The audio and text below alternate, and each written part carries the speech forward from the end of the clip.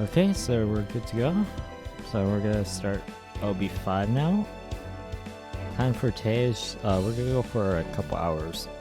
We're not gonna quite marathon it yet, but if I feel like I might go for it. But I think just for today at least, we're gonna go a bit shorter and gonna do some gotchas after. And, just gonna finish this. I'll probably do it every day until we finish it. That's probably gonna be a plan. So, I guess we're gonna get into it.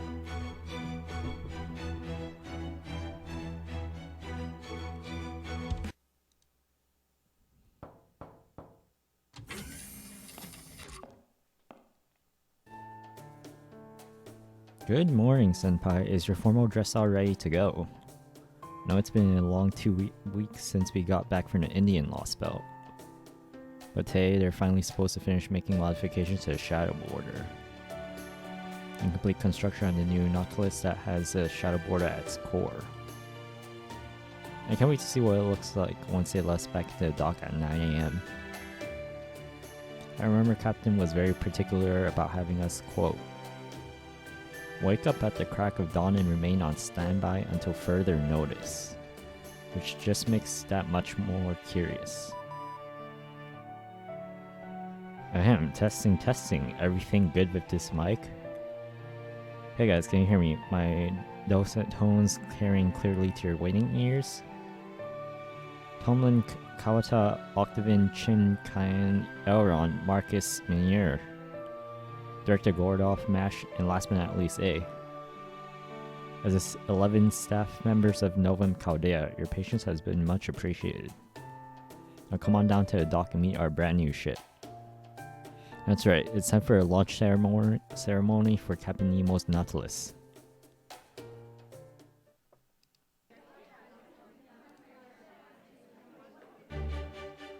Hey, thanks for coming to celebrate with us. We're so lucky we got to put the Nautilus together in a secret underground dock like this. Congratulations, guys, you deserve it. I can't wait till we can set sail. Congratulations to you too, A and Mash. You guys are gonna be there for tomorrow's test voyage, right? Oh man, it's gonna be so much fun. I wonder if we can still fire torpedoes and avoid sea. Master, do you know why there are so many Nemos here? No, but I've seen them around here and there before. Hey, we said you could leave your post. You're making mockery of the launch ceremony, damn it. Marines, line up. Ah, look out guys, it's Captain's all mad. Come on, let's all line up. That's more like it. Now roll call. Nemo Marine reporting for duty. I'm in charge of the deck and I want you to requisition me a new mob. Nemo Marine reporting for duty. I'm in charge of loading that really heavy torpedo. Will someone trade posts with me? Nemo Marine reporting for duty. I'm in charge of the computer room and I'm still not sure taking notes by hand is really the best idea. Nemo Marine reporting for duty. I'm in charge of cleaning the kitchen and bathrooms. A clean ship is a happy ship.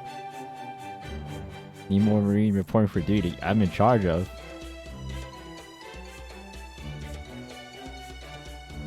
Whoa! Oh, that's enough, damn it.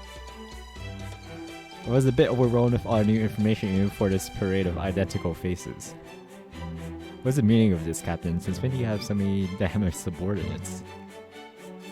That's as silly as asking a fluid will stop in why it swims upstream, Gordo. The Marines are clones or instances of me who specialize in different operations. Having a large enough crew is an essential part of any voyage. I didn't make the Marines for you guys. I made them solely to help with the ship, and the ship is very little to say. You could say they're animated metaphors for my mental support structure. They're fully autonomous, possible alternative versions of me who... Thank you, Captain. I will take it from here. You have many talents, but explaining things is clearly not one of them. You see, the ability Captain is using to make these clones belong to neither Nemo the Heroic Spirit, nor to Triton the Divine Spirit. Those of us at the Atlas Institute use a technique called memory partition as part of our basic thought processes. So I give Captain the ability to use it when I form a contract with him. Essentially, it lets you, partition your brain so that you can have multiple cells processing different things simultaneously. In Captain's case, that results in him gaining the ability to create multiple physical cells that all act with complete autonomy. In other words, all the work pertaining to running a ship that Captain Nemo has been doing by himself to date. Or perhaps more accurately, all the work that has been wishing to do but thus far unable to carry out due to a lack of personnel. Is now being carried out by all these other Nemos thanks to evolution he independently achieved. Wow, talk about hard worker. Aye, sir, though of course we all have to do whatever the captain tells us to. So there's going to be lots and lots of Nemos work on board the Nautilus then. While the number of Marines will change depending on the circumstances, also the Marines aren't the only other Nemos in my Nemo series. I'll introduce you to him properly when the time is right, but for now, there's Nemo Professor, whose job is to analyze situations, come up with plans, and conduct scientific research. Next there's Nemo Baker, the cook who will be in charge of preparing everyone's meals. All these roles are important of course, but hers stands out in particular. Then there's Nemo Engineer, who's so cantankerous, you'd never believe she was me. She would just as soon throw a wrench at you as you look at you. Those along with the Marines are the crew I'll be taking along to run the ship. The only downside is that bringing the boarder aboard the new Nautilus means there won't be any room for a bakery, so I won't be calling Baker. No, Baker? Oh man, that's a real shame. Still, it's looking more and more like a real submarine, isn't it? When are you gonna take that for a test dive, Captain? I'd like to do that no later than tomorrow. Well, I will need to cross an ocean from the Age of Gods in this next Lostbelt, so I have to make sure everything is ship-shape, figuratively speaking. However, the only ones who will be coming with me are Mash and A. The rest of you will be staying here. What? Why? There are reasons, Menier. Sorry, it wasn't in the cards this time. While Captain Mash and A are out there testing Nautilus, the rest have our work cut out for us getting ready to infiltrate that Atlantic Lostbelt. Developing the ultra-long-range lens, doubling and tripling Nautilus's defensive systems, reinforcing A's mystic codes, fine-tuning Mash's ortonox. Basically, Menier, we have an absolute ton of things to do here. We just don't have the time to spare for you to be wasting your Magecraft expertise on a submarine test dive. Damn it, if all are wrong in luck. If I'd known I was gonna hold me back like this one day, I would have sold my magical crest and gone out of the Magecraft game long ago. Haha, that's the boldest statement I've heard in a long time. In case you need a reminder, you weren't a mage. You would never have been hired at Chaldea in the first place. So how about you just resign yourself to helping your technical advisor like a good little lackey and let me take responsibility for what is sure to be a delightful Nautilus test, huh? You sure, Gordy? You do know they're going for a test dive in Void Sea, not the Wandering Sea, right? Yes, as I was saying, I'll let A handle it, as I have a lot of directory work I need to do myself. Yes, quite a lot indeed. Then it's settled. This afternoon, I'll be holding a class to explain all about the Nautilus's equipment and facilities, as well as what to do in case of emergency. Then tomorrow, A, Mash, and Captain will take it out for a test dive. While they're off doing that, the rest of us will be getting things ready here at the Wandering Sea for our infiltration into the Atlantic Lostbelt. It'll probably take around 7 days to wrap everything up or so this could be your last chance to relax on standby for a while. Make sure you're all well rested so you can give your best for what's to come. Great. That goes for you too, Da Vinci.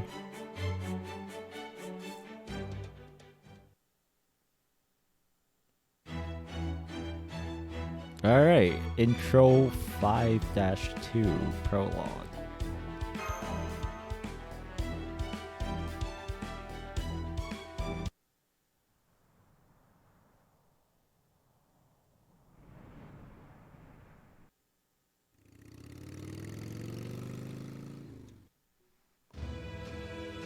My journey is drawing to an end. It won't be long now before I arrive at the destination, Southern Nevada. Not that it'll change anything once I get there. I certainly won't be getting a reward for my trouble. Nor do I have a home to return to or enough fuel to get me there, even if I did. The only point this journey ever had was to get me where I was going. Well, no, that may technically be accurate, but it's still not quite right. Let me be clear, so I don't invite any misunderstandings. When I say I don't have a home to return to, I don't mean that in the heartless, cold-blooded bastard sense. My home may be gone now, but I still remember it clearly, and as long as I have those memories, I'll never feel the pain of its loss. Guess how long your mobile data lasts? Good luck with that. I'll be going. Today's probably just gonna be a couple hours, not as long, actually. See, since I was born, I've had the ability, for better or worse, to recall anything I've ever seen in perfect detail. It's called hyperthemia, though it's more commonly known as superior autobiographical memory. My friends consider it a disability and sympathize with the drawbacks, but scientists consider it a gift. It drove me insane when I was a kid. At some points, it caused me to hate cities and people in general. When I grew up, I left the city behind and started living as a much quieter life out in a village near mountains. As a result, I've only spent about a third of my life in busy urban areas, so I'm not really overburdened with memories of those places. Still, my memories are just as clear now as they ever were. I can see the friends I used to hang out with smiling and laughing as if they were right here with me. Of course, that includes the beautiful scenery and the stars that used to twinkle bright all across the nighttime sky. Maybe that's why I couldn't shackle my doubts about why this happened the way it did. Something just seemed off. I don't mean the Earth's surface being bleached white. I mean, it feels like something even bigger has changed, but in a way I can't put my finger on it. Whatever it is, I've noticed that at different points during this journey. There was something different about the skies above Russia, Scandinavia, China, India, whatever it was. They weren't the same skies I'd seen before. There must be some other change occurring in places I'm not privy to, or maybe other humans besides me are struggling to fight back. Maybe they're doing their best to retake this world, this planet, this universe for humanity, even as I speak. Unfortunately, as intriguing as that possibility is, those places are much too far away for me to make a detour, and I have precious little time left as it is. I ran out of food yesterday, and my bike's not going to last much longer either. Again, once I reach my destination, my journey is over. It would be nice if whoever's causing these changes taking place around the world were to stop by the States. But I doubt anyone who's lost as hard as me and the rest of humanity have anything close to that kind of good luck. Left.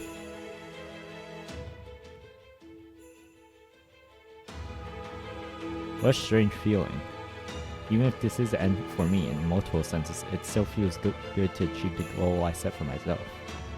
Why did humanity die out? Why did these alien invaders show up? Why did they conquer us by bleaching the earth white? My heart is racing at the prospect of possibly uncovering the answers to these and all the other mysteries. I've arrived at the US Air Force Base, once known as Area 51. It's the one place, the only part of texture on the entire planet that managed to evade bleaching. The sheer secrecy surrounding this place led to all sorts of rumors about high-tech experiments and training being conducted here, but you never know looking at it now. Not only are there no survivors here, there's not so much as a single piece of cutting-edge equipment. Any seaplanes and armor tanks that may have been here are long gone.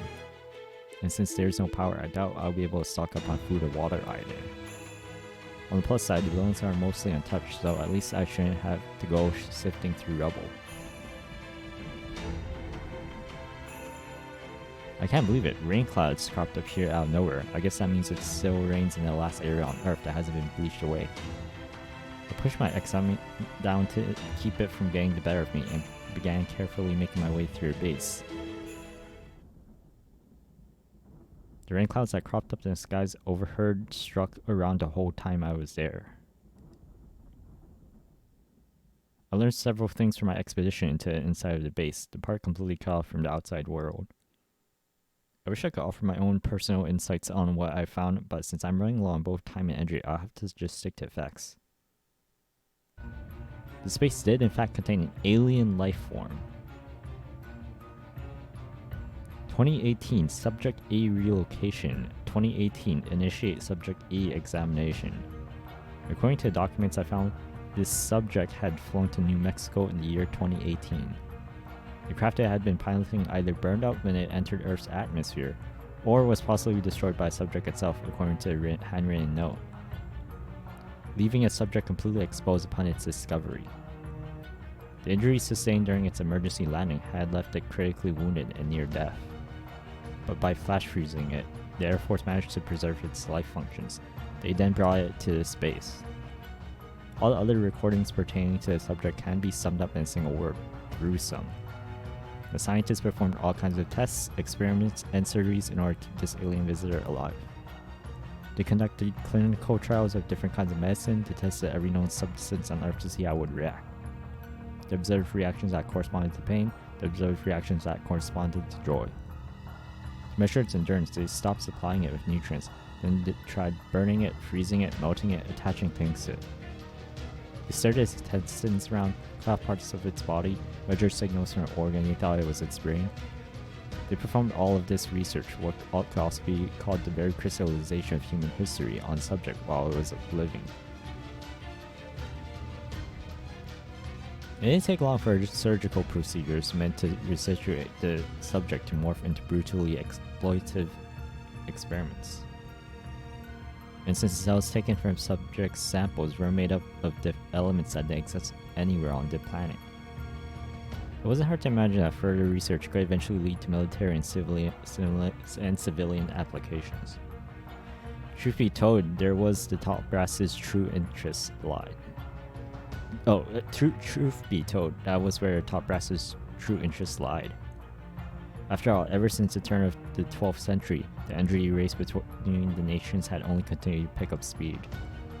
And there was now an insurmountable gap between industrialized nations and developing ones. I could tell from poring over documents that they began with the best of intentions. They wanted their research to result in a better life for every person on Earth, to help humanity move past its endless squabbling for wealth and forge ahead with new, loftier goals. However, Area 51's researchers didn't see things the same way. With every experiment they ran, they became more and more certain that the object was emitting a constant unknown signal. It was calling for help.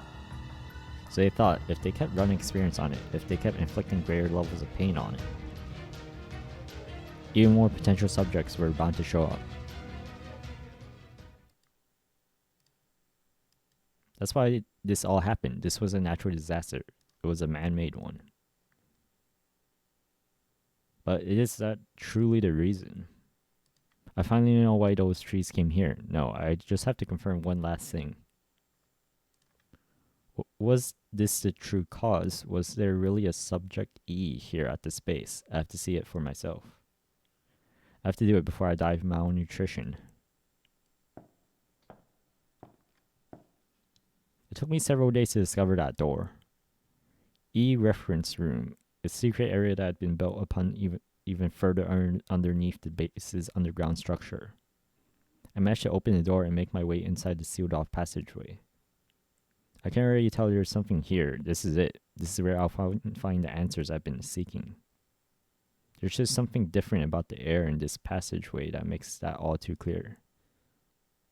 My instruments aren't picking up anything unusual, even though the passageway itself is like something from another world, entirely removed from what we think of as reality.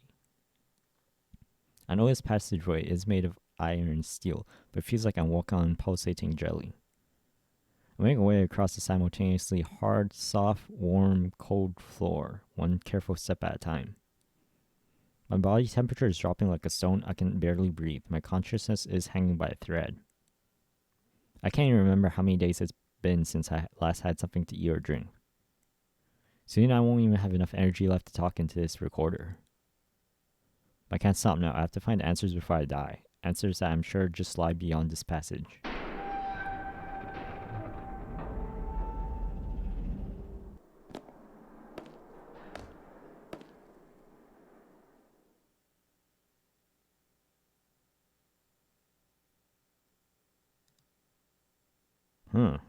The only sound that escaped my lips was a quiet gasp of shock. It was the most retro room I could have imagined. If I hadn't known better, I would never have thought it was located in the middle of one of the most high-tech bases on Earth. Yet there was atop the exam table, a bizarre thing that resembled nothing so much as a dead tree. Hey there, it's about time you showed up, Blue Book.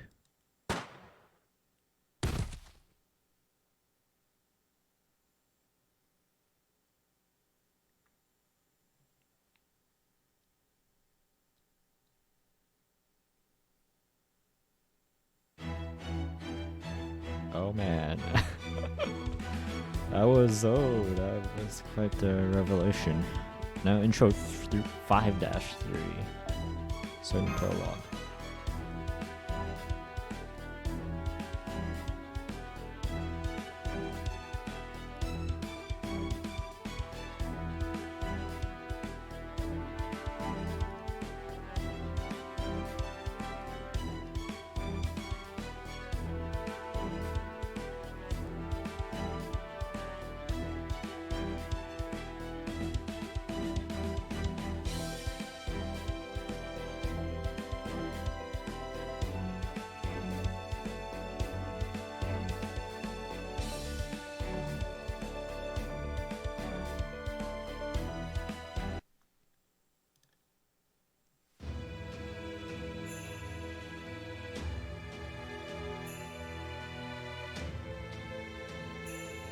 That's all I've got to report. Any other questions?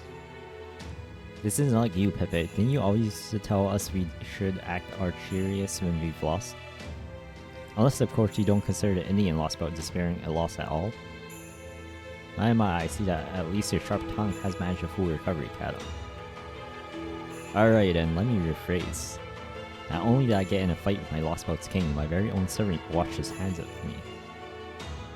And I had to run all the way here with my tail between my legs after Chaldea, our sworn enemy, saved my life. I'm clearly the best scripter.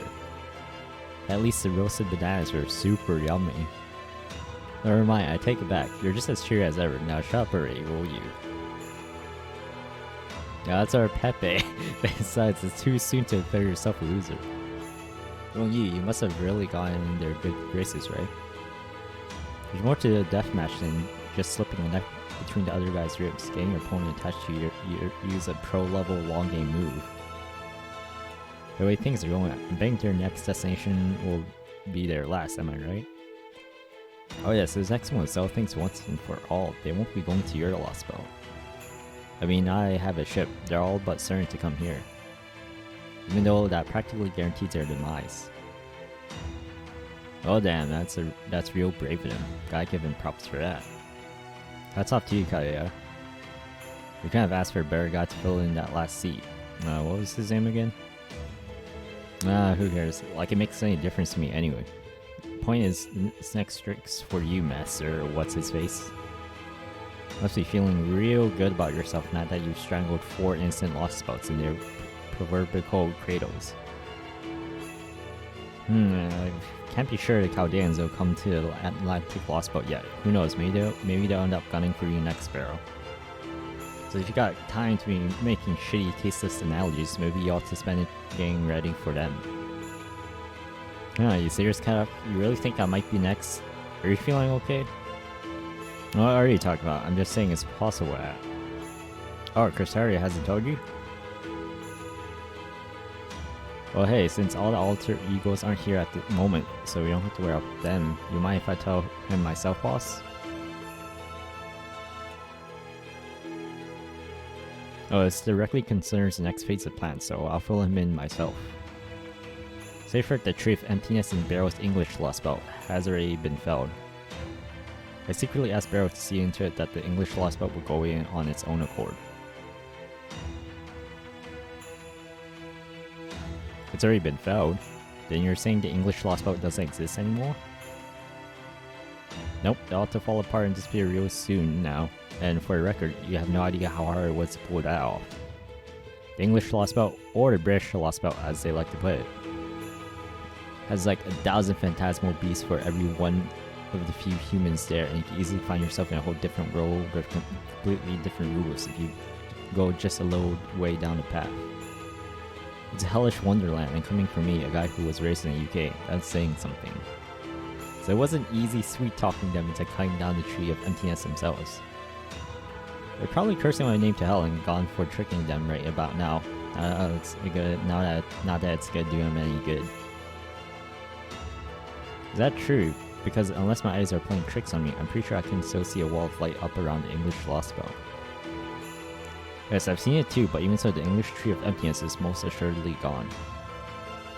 Once the Tree of Emptiness grows tall enough to reach the stratosphere, the branches start to interfere with one another, resulting in a kind of network.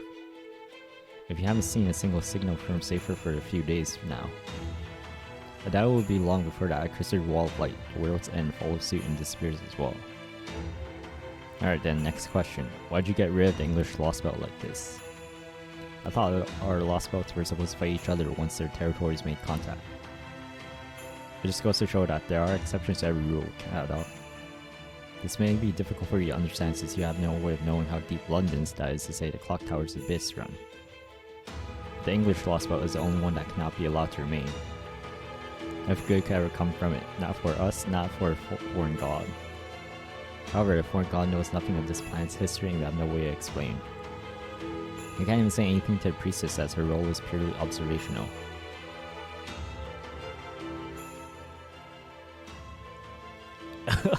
England confirmed hell. All that aside, Kalak and Pepe, the fact remains that I should have told you about this and I didn't. For that, I'm sorry. No point apologizing about it at this point. I still don't like it, but at least I'm in the loop now. Same here, besides I already figured out that Barrow was up to something. But you know, Tristar, all that said, does that mean your Tree of Emptiness is the only one still operating? Don't be ridiculous. Have you forgotten about David's Lostbelt? That leaves 2. I guess the only problem with that is I can't see anything that looks like a Tree of Emptiness anywhere found around South America. So I take it that means all the branches connected to that canopy covering the sky are from the Atlantic trees, and yeah. Yeah, I'm pretty sure it could still describe present day England as a hellish place still. Good grief, I really can't get anything past you, can I, Pepe? That's correct, my Tree of Emptiness is the only one receiving the blessings of the foreign god's earth-covering canopy. What's more, my Tree of Emptiness has also grown to complete maturity. Once we confirm the English Lostbelt's disappearance, our plan will enter its final stage. The canopy hasn't only been absorbing the Earth's mana, it's also been soaking up all manner of cosmic rays, the kind that the Earth's magnetic fields usually deflects. We will focus the entirety of that combined energy onto a single point, thereby enabling the foreign god to descend upon this planet. From there, the changeover should be swift and all-encompassing. The old world will perish, a new order will be established on this planet. And I will be the last human left. There he goes talking a big game again. You sure that's all gonna go off without hitch-wadding? The more time you spend grandstanding like that of puffed up royal, the more chances they'll have to show up and ruin everything. I'm well aware of that. Kaude has always taken keen advantage of their opponent's negligence and pride to turn the tide in their favor. Which is why I've sent out all of the strongest forces at my command to Atlantic. That's also why you haven't seen kindness here. I wasn't worried or anything. Knowing you, I figured you'd have all your bases covered. So it would seem when then we might as well just sit back and see what Tristar's got. In that case, I think I'll keep mooching around here, just like Chaos, man. How about you, Barrow? If you stick around in English Lostbelt.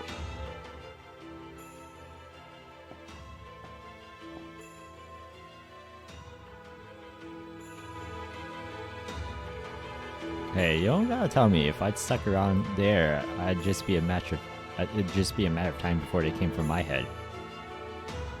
Barrow, when did you? My, so you'd already long since flown the coop. I should have figured you knew exactly what you were doing. Right, but seriously, I was downright terrified out there. I was all like, I can't take this crazy island anymore. I'm being out of here while I still can. Then I jumped off a cliff into the ocean and had kindness pick me up. Oh, and get a load of this. You guys would never believe what I went through over there. So yeah, Lostbelt was a home to a prince who knew nothing. I do mean nothing about the ways of the world, so I figured I could take advantage of her in all sorts of ways if I got her in her good graces. But she had her head up in a fairy tale land way more than I could have imagined. I mean, clingy. Even when she found out I was a human spy, she didn't bat a damn eye. She just snuggled right up against me, saying things like, I would follow you into bowels of hell itself. I mean, how stupid can you get? She knew I'd ruin her whole damn nation and she didn't even care. How am I supposed to deal with that? It's beyond ridiculous. Take it from me, Cal. Don't go putting the moves on royalty unless you're sure you know what you're doing. Piss off. Don't you put that big brother shit on me now. Besides, I'm never putting any moves on royalty again. Wait, again? Did you say again, Cal? Had some experience with royalty then, have you? Oh, I can tell this is going to be the best news I've ever heard in forever. Tell me everything, don't spare just a single juicy detail. Forget it, there's nothing to tell. If you don't have anything useful to say, then keep your mouth shut up for once. Hey now, you can't expect us not to care about something like this, right? I mean, it's not like romantic escapees are a regular thing for you. Come on, Pepe, this calls for a change of venue. Hell, we could even get Koyanska in on this. Oh, I'm so in. Right now, I don't care what it might cost to coax someone some juicy secret tidbits out Koyanska. Fine, go ahead and trick yourself silly. I'm going back to my room. Oh man, that's some English foreshadowing there. Come on, we're just having a bit of fun, Kadak. Line up for a change. Now, how about you show me where I can find a place to hang out around? I only just got here, but I know this Atlantic Lostbelt's supposed to be amazing.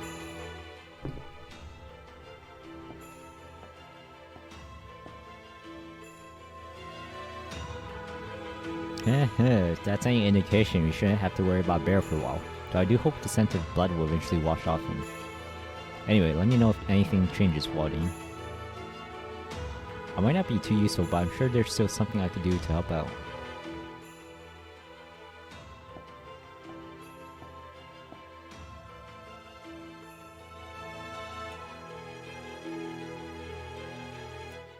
Now then. Perhaps it's time you consider sharing your own opinion before I make my final move, priestess. This could be your last chance, seeing as the foreign god's disciple has yet to even realize I have my own goals in all this.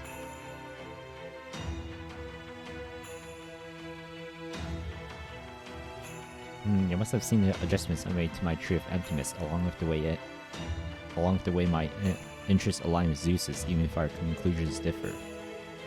But somehow, in spite of all that, you continue to do nothing. Very well then, I'll not waste more time asking you why you continue to insist on observing rather than acting. Nobody knows if the foreign god even truly exists, not even the disciples have ever seen them. No, the fact is not even they have any means of determining what the foreign god's true intentions may be. The foreign god is truly a god of emptiness. I cannot in good conscience leave mankind's fate to such a being. I will eliminate Chaldea, watch over Zeus until he passes and establish the Tree of Emptiness as reality. So continue to stay back and observe, ward-shaped like a priestess. Nobody else is left, I alone shall realize the future you failed to create.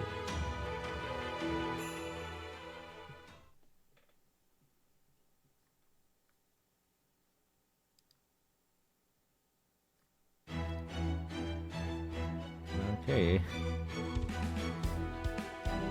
Intro 5-4.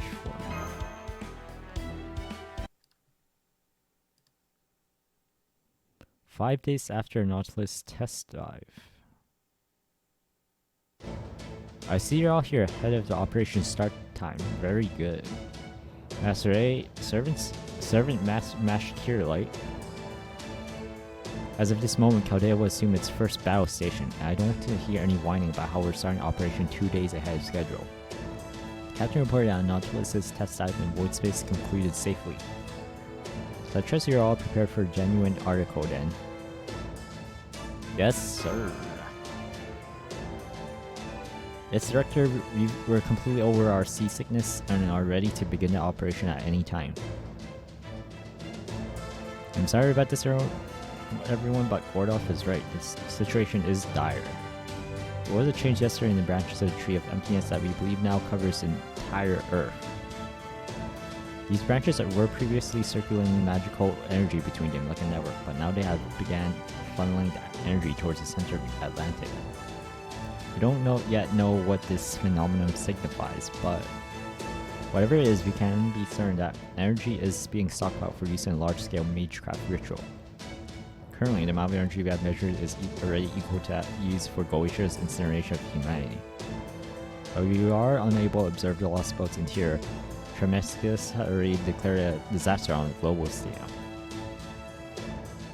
I therefore recommend that this anomaly, that is the Atlantic Lostbelt's Tree of Emptiness, be dealt with as swiftly as possible. A magecraft ritual on the same scale as the incineration of humanity. Then, that would mean the foreign god descending to Earth. Every data fragment we gather up to this point is pointing directly toward that inescapable conclusion. That being said, we still don't know what this foreign god is, whether they really are a god. Or hell, whether or not they even exist in the first place. Sorry for being so useless. There's no need to apologize for Da Vinci. You can't help that we have so little information to work with. It's not your skills that are the problem, it's the damn cryptors that are giving us anything to go on. Though of course, it also seems like they don't know any more about the foreign god than we do. I expect the only cryptor who does know the truth is their leader, Tristar. Not to worry, I expect that too will remain quite clear over the course of this operation. Both the English Lostbelt and the South American Lostbelt currently appear to be stagnant, with neither showing any further signs of expanding their territory. Therefore, as we have previously discussed, Chaldea will be directing all of our resources towards eliminating the Atlantic Lostbelt. And now our preparations for that operation are complete. The Nautilus has been equipped with an ultra-long-range lens capable of observing outer space and a record-breaking magecraft barrier from all of human history.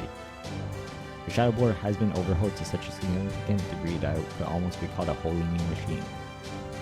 Both the Nautilus and the Boarder have been outfitted with identical functionality in the unlikely event that one of them is scuttled. And Miss Kirilight's roundtable has been infused with enough magical energy to summon a number of servants on site. My only regret is that we weren't able to finish any Orthodox replacement unit before circumstances forced our hand. Oh, don't worry about that. I will continue to work on its design myself. There should already be enough materials for reconstruction on board the Boarder. So as long as you are able to discover or otherwise procure a concept powerful enough to fill in for one of its bullets, I will be able to put the whole thing together in the time it takes for you to eat lunch. Right, both my ultra long range sniper training and the Orson-Axis transformation sequence have been cleared for action. If it needs to be deployed to give us an edge during a decisive battle, I promise I will wield it to the best of my ability. Huh. No, just pretend you did not hear any of that. Besides, we still do not know if it will even be relevant here. Now then, as a commanding room officer who will be holding down the fort in your absence, I will once again like to give my usual order to those of you on the field team. The situation has changed significantly. I will not say we do not have a minute to spare, but I will say that time is definitely on our side. What is more, it looks like the case for our most key point of attack as well as the Lostbelt. Then I'll put us in check before we have a chance to do the same to them. It's probably going to be longer than any battle you have fought to date, both in terms of the number of enemies and the path you may need to take to reach your destination. Even at 0 sec can only take you to the Lostbelt's outer edge, which in this case means there will be more distance between you and the Tree of Emptiness than ever before. So I urge you all to handle yourselves even more cautiously and cool-headedly than you have been so far. This Atlantic Lostbelt, the act of learning about its world may actually end up working against you. So I ask that you all stay strong and that you simultaneously be proud of your own latent potential. If you reach a point where you decide you cannot continue with the operation, feel free to come back here immediately. No, what am I saying? Now is not the time for pessimism. This is all my dirty process's fault. She has been incessantly insisting since yesterday that this simply cannot work. Alright, let's all go out there and take back our Earth. Field team, go ahead and board the Boarder, starting with Master A. Let's not confirm that all of your vitals are green. You are to untether the Nautilus from reality. From there, you will execute Zero Sail and this operation will commence in earnest. Order Lostbelt number 5, Sub-Order, those who cross the Sea of Stars.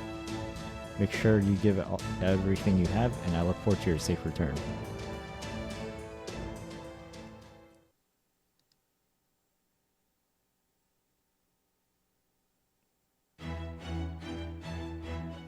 Here we go. Actual prologue.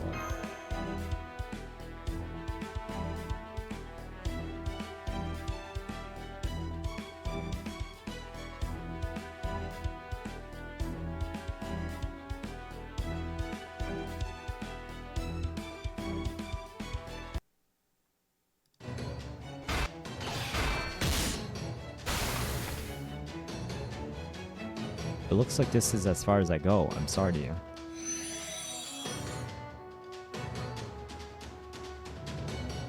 Sanson? Huh? Come on, yeah, don't laugh for a moment, and don't worry about what might happen later. This is the only chance you got. It bounced off. I can't believe how tough his armor is. Huh? He's not even using his Noble Phantasm. Noble Phantasm Fleur de Lis.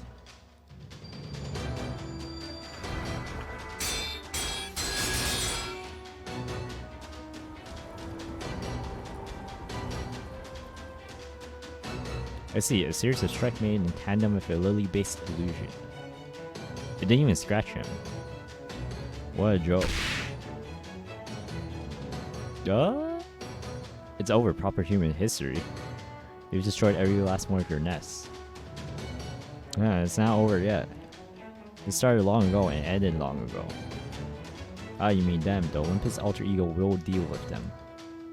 Do you think this would all be over once they arrive? There's no path forward for you. Any future you may have had is gone. You can submit to us and live, or oppose us and die. Which will it be? Proper human history.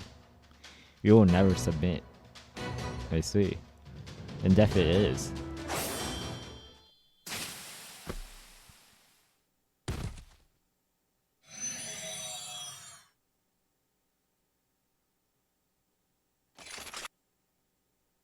You found the ley line, sir. Good, this is the last one.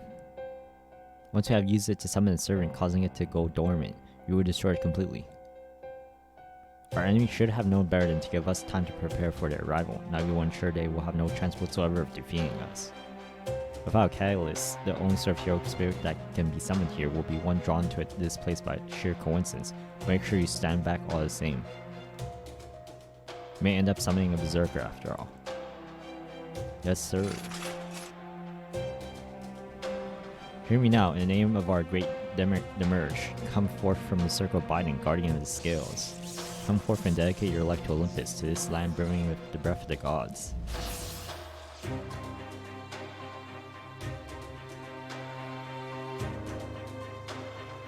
Where am I? Wait, who am I?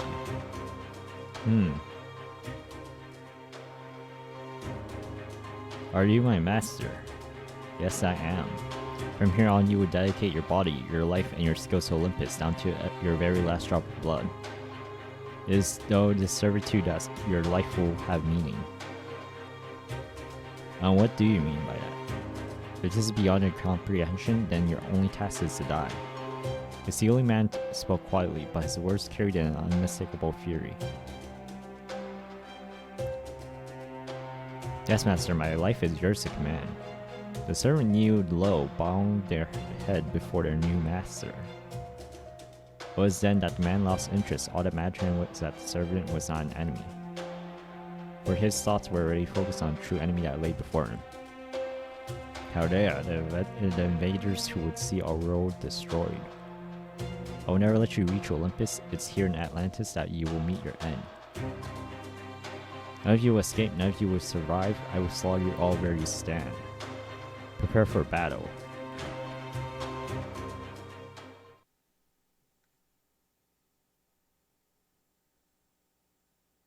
Meanwhile, a man and a woman watch as a certain sea craft makes its way across the ocean. Are they serious? Is that really all those fools that Chaldea brought to try to cross the sea? They're here? Where? Oh, that must be it. Wow, what an awesome ship. Although, I guess that is a little concerning. It's a beautiful ship, but it's way too small for these waters. It might have been too soon for them to make their move. Worst case, this battle might be over before it's ever began. I just hope they haven't let their victories over those other 4 Lostbelts go to their heads. Oh, that's harsh, and here I thought I sensed you were firmly on the Master of Chaldea's side. Oh yes I am. I can't help but go weak in the knees for air. That's why I'm only a little concerned for him and his team. Looks like they're bound to have yet another rough start. You find a happy turn of events. Even now I still can't fathom how your mind works. Is it because of your love for dire predicaments? I swear you're far more berserker than Saber. Well, of course I'm going to smile about this. I'm genuinely thrilled that they made it here. How about you? Do you not expect Chaldea to show up here now? Well, I hadn't ruled it out. How unfortunate that this is a worst possible scenario for them. Alas, I'll finally get to see him lose. Well, you sound happy, though you certainly don't look it. I can't understand them having such a hard time in Russia. It was their first Lostbelt, after all. Can't accept your pathetic showing in Scandinavia, as that was a world too kind for its own good. I can't turn a blind eye to rashness in China, for that was a world too long with any manner of festivity. I can't concede that they had a right to be so self-righteous in India, for that was a clear-cut case of good and evil. No doubt it is owing to these experiences that Chaldeans are likely to think of something along the lines of, the Atlantic Lostbelt may be a threat, but there must be still some way to overcome it. But they would be wrong. There is no problem here that needs to be solved. None. This Lostbelt is already perfected and is actively moving ahead to a stage beyond proper human history. The Chaldeans shouldn't have come here with the intention of defeating this Lostbelt, and they especially shouldn't be trying to learn more about it. What are you trying to say? I am saying that coming to this Lostbelt with any intention other than its complete and utter annihilation is a terrible mistake. I can only hope they realize the error of their ways before they are completely wiped out. Alternatively, well, no matter, I have my own work to do. How about you? If you like, I could take you to your ship right now. Oh no thanks, I'm good. I'm just gonna go ahead and wait for him at the enemy's main base. Did I misspeak? I thought it was clear as the Chaldeans are going about this now, they're going to end up dead. Oh no, I understood you, I just don't agree. Sure, it might suffer a horrific defeat and end up losing everything, but there will still be enough of them left to fight back. So in the meantime, I'm going to do what I'm best suited for, so I can be ready to pass the torch to them once they finally doggedly make their way to a goal. I see, then you can also see how this is going to end, albeit in your own way. Very well then, go ahead to Olympus. If nothing else, the Chaldeans should make an excellent decoy. Right? The gods can't tear their eyes away from them.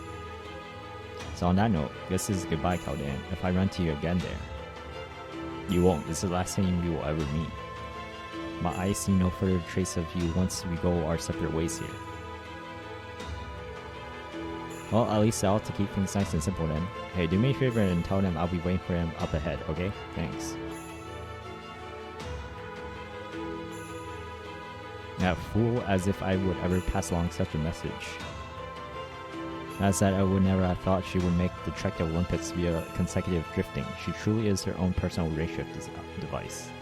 Unfortunately, Chaldea, the same cannot be said of the rest of you. The insurmountable iron wall that is the fleet of Olympus will rain shots down upon you like a meteor shower before you can even see them coming. And even if you somehow manage to get past that, you will need to face the nihilist god of the sea. You truly understand your position here, eh? I have no time to spare to learn about this Lostbelt. The moment you attempt to do so, or to get to know its cryptor, will be a moment your journey comes to an end. Your incongruability has helped you prevail thus far, but you can't count on it forever.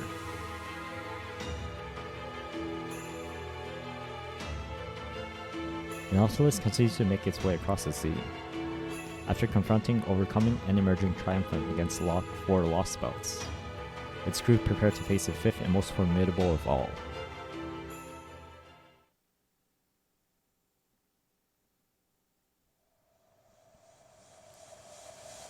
Alright, here we go. Lostbelt number 5. Depth A plus 1200 BC Ancient Ocean of the Dreadnought Gods Atlantis.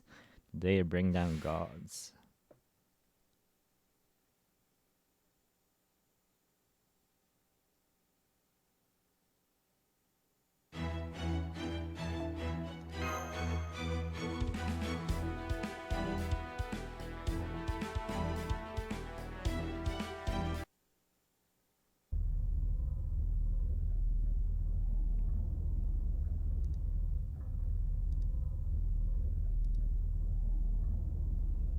Damn, you could cut the tension here with a knife. This is finally it, Master. Yeah. Ahem, come now, what's with the long faces? Given how obviously weak and pathetic the 6th and 7th Lostbelts appear to be, this is shaping up to be our decisive battle. That's exactly it, Chubbs. Come on, the tension's been making your sphincter tighten up as much as ours, right? That right there shows just how little you actually know about the world of Magecraft, Kidney Pie.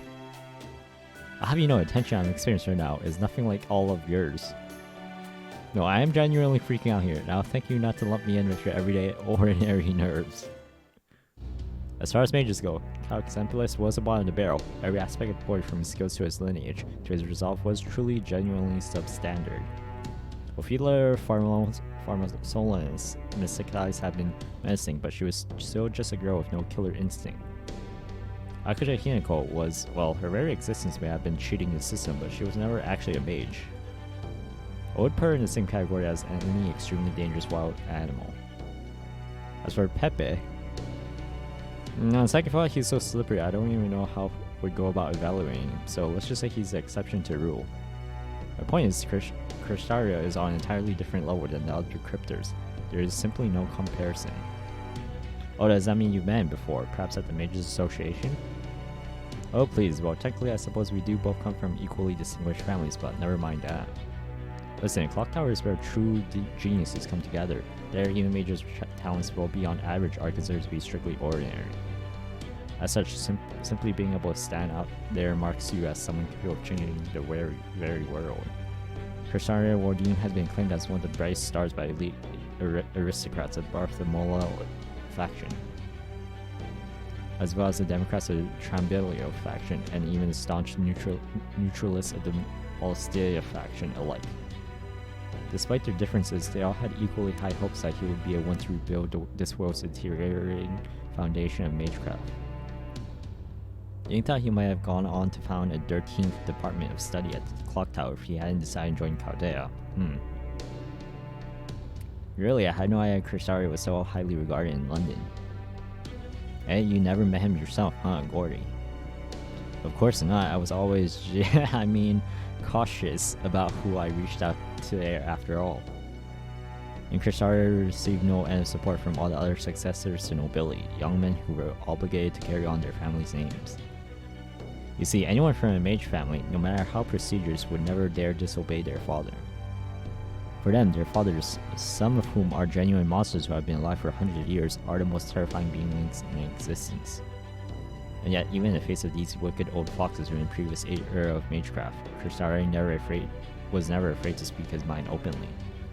I guess that his confidence stemmed from the sheer superiority of his magic circuits that he had, circuits that helped him go all his entire life without ever losing to anyone. He always carried himself as though he were a king, as though he was chosen by the gods. He was both confident and idealistic, yet distinctly humane despite being both cool-headed and ruthless. He set the top records in all sorts of fields at Clock Tower, many of which remain unbroken to this day.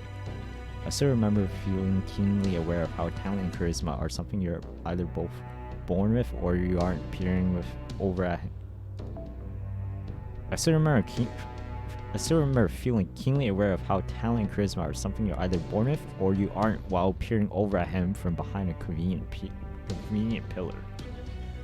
Oh yeah, I could see Tabo doing that. I bet he was staring at the handkerchief and glaring at him.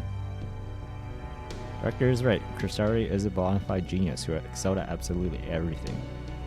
It's true, my grown-up self has memories along those lines too.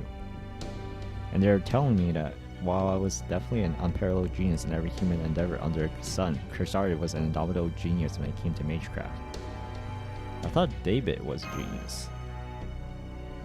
Oh sure, he is too, just of a different sort.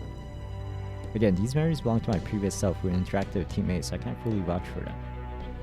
I'd say that David's the type who could make the impossible possible, while Tristaria is the type who could master anything we know can be done. So while it's not like one type is necessarily better than the other when it comes to being a leader, I'd have to say being able to put together a foolproof plan like Tristaria could be the way to go. Nonetheless, the fact remains that they are both peerless geniuses. I can't say I relish the thought of opposing either one of them. We can't say that again. Maybe if we're lucky, they'll underestimate us and let down their guard. I don't think we can count on that. Tristar always gave everything his full effort, even combat simulations.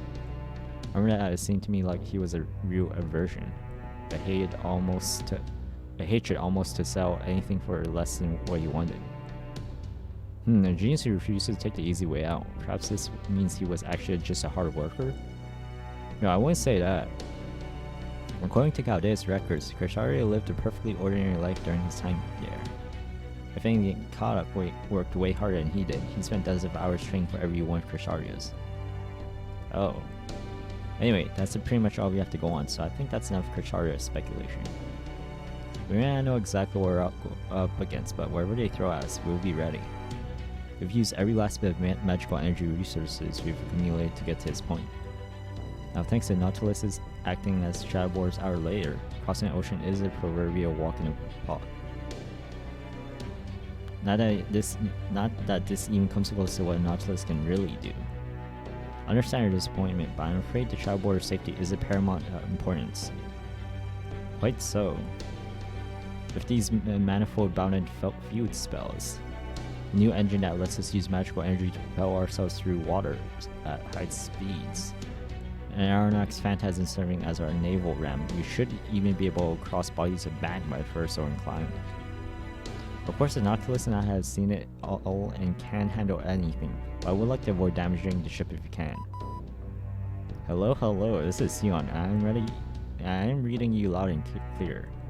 I made sure you all have as much food and drink as a board can possibly carry.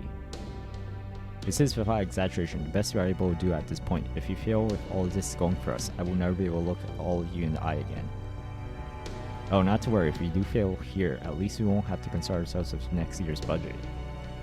The smart thing to do now is to use everything we've got and let the rest sort itself out later. Well, I do hope we can find a ley line and summon more servants soon. As things stand now, we don't have nearly enough in the way of fighting forces. Come now, Gordolf, you know why this is just as well. Come on, you know why that is just as well as any of us.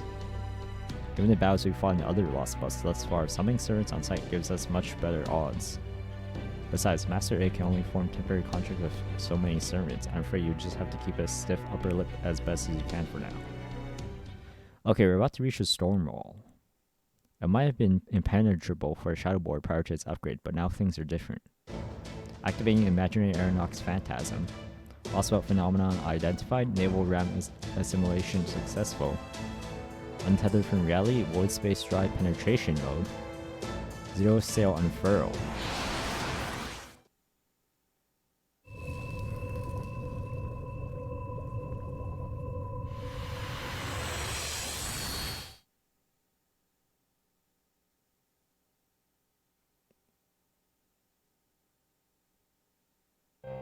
Sir, the lookout just reported a faint ripple at the eastern fore, the White Wall.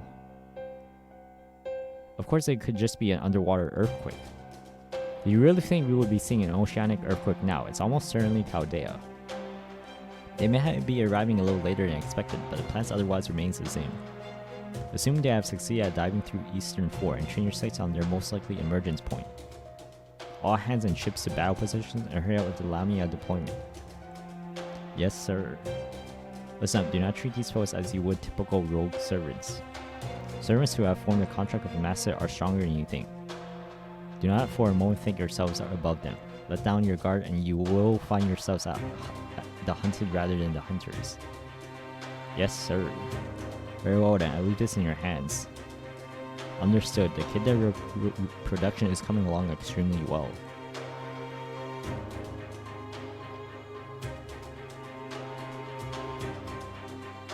Is it possible to manufacture those things?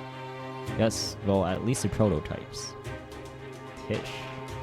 Damn engineers, after all this time you still haven't been able to complete them. Well, no matter, send them in. Yes, sir. Activate that kid now. Right away, sir.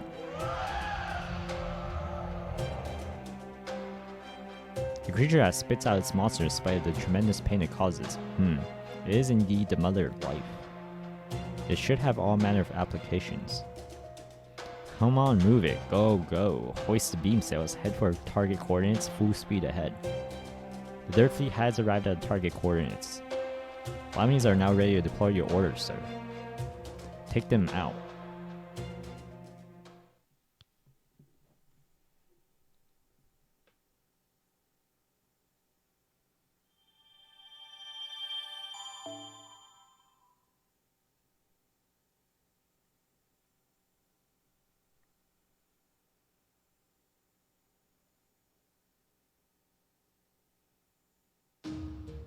Oh man, here we go.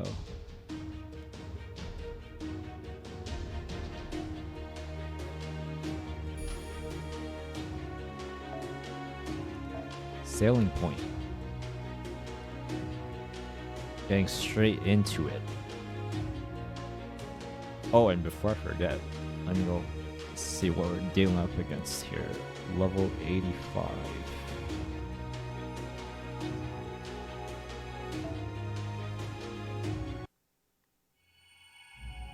Section 1, Crisis After Crisis.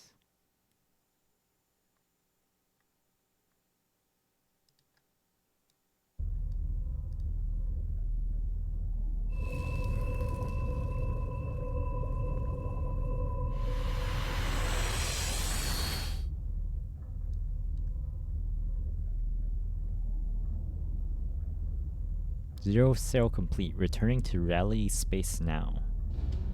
The outside ocean is ice cold, I hate to say after we just arrived, but we've already gotten our work cut down for us. All hands, let's keep a tighter grip on the situation than a blue-ringed octopus sent on its prey. We need to be able to respond at a moment's notice. Right, I was hoping I could wait a little longer until Sion finishes reworking my equipment. It looks like the circumstances won't allow for that. Nope, our future's always just hanging on by a thread. So we're finally heading out for that antic. Just what sort of civilization could these people possibly have built here? I'm afraid that's all but impossible to say at this point, given the fantastical nature of this world's history. All the more so given that we are dealing with a kind of nation that none of us have ever seen before. I expect the truth of the matter will be more difficult to pin down than a passing mugger. However, there is one thing I can't say for certain.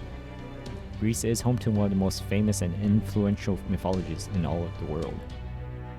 The gods of Mount Olympus. It is therefore highly likely that they have a strong influence on this lost belt. Atlantis is currently thriving much more than any other lost belt on Earth. We can't tell that from the fact that we can observe its streak of emptiness from outside of the stone wall, if only just. That means it has grown so large that it is now impossible to cover up. It's hard to believe that something so imposing could be so empty. I expect a tree like that will put up quite a fight indeed, when it's finally time to cut it down. Alright, reality space established, hull stable. We start to emerge once we've confirmed there are no hostiles nearby. Hostiles detected. Abort surfacing. Damn, I still can't believe how sharp their eyes are. Not only have they already seen us, they're headed straight for us. What? You mean we're already under attack? Wonder where were you doing, Captain? They were waiting for us. They must have pinpointed our location in time it took us to establish reality space after a zero sail. What kind of observational equipment are they using? It's like throwing a stone into the ocean and tracking it down using nothing but sound it made. I know we didn't make much as a peep. My diving equipment is smoother than Silicus dolphins. The only thing they could possibly spot is the faintest ripples made when we entered the Lostbelt. And so yeah, they would have to be continuously observing the entire storm wall without moments rest. Remember how this happened? Just got us out here. Damn it, I mean, you're full reverse. Wait, don't take any evasive maneuvers just yet. Pull up the monitor and take a look at the surface. Hurry. My voice is monotone. I'll take it as a compliment. What? What are those? How awesome. Those ships are using technology way beyond anything in our civilization, and a whole fleet at that. What are you doing, Marines? I don't want to listen to Sion prattling on either, but you can just cut her off.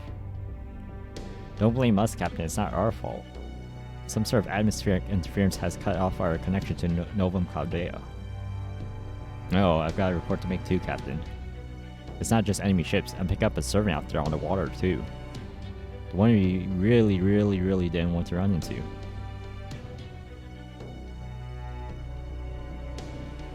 Huh, about time you Chaldea Crinus got here.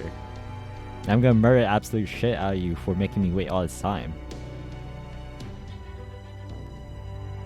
Kindness, the divine spirit, she's here along with this entire fleet. What are you lot waiting for? Get us the hell out of here now. We don't have any other options. Chaldea? A transmission? Is it Sion? No, it's not. Attention enemy vessel from Chaldea. Attention enemy vessel from Chaldea. Requesting live communication, over. And transmission. Does this mean their civilization has advanced to a point they've developed long-range communications as well as even if only one state that use magical energy? I'm going to pick up A. Okay, you're on. This is Gordolf Music, Commander Shadowboard speaking on behalf of Novum Caldea. I'm Odysseus, Commander of the Olympus Defensive Forces. What? I am contacting you with the first and only warning. We have come to kill you. There will be no surrender, no offers of amnesty, and no negotiations. We will not stop until we have confirmed that every last of you is dead. Eep. The pressure is so intense he can't even get a word out. This communication is terminated, as you will be shortly. So we can't even attempt to talk things out in an effort to maintain the status quo. The situation could not be worse. We just have to make an escape. There's no way we can possibly defeat kindness at sea. Engineer, grab a salt lick. I'm gonna crank the engine as high as it can go. What was that? You want to run that by me again, you cat bastard? What kind of predicament did you get my poor little ship into? When this is over, I'm gonna kick your ass so hard you taste nothing but shoe leather for a week. Alright guys, I'm taking a safety value off the Triton wheel. All 4 compartments are now running simultaneously. 30 seconds so we're at full battle speed. Holmes, Minier, set course for minus 1200 seconds. We're going to dive back once the engine hits a critical. As I'm well aware, preparing for zero sail now. Throw a prototype at them, you'll cut them off while it keeps them busy.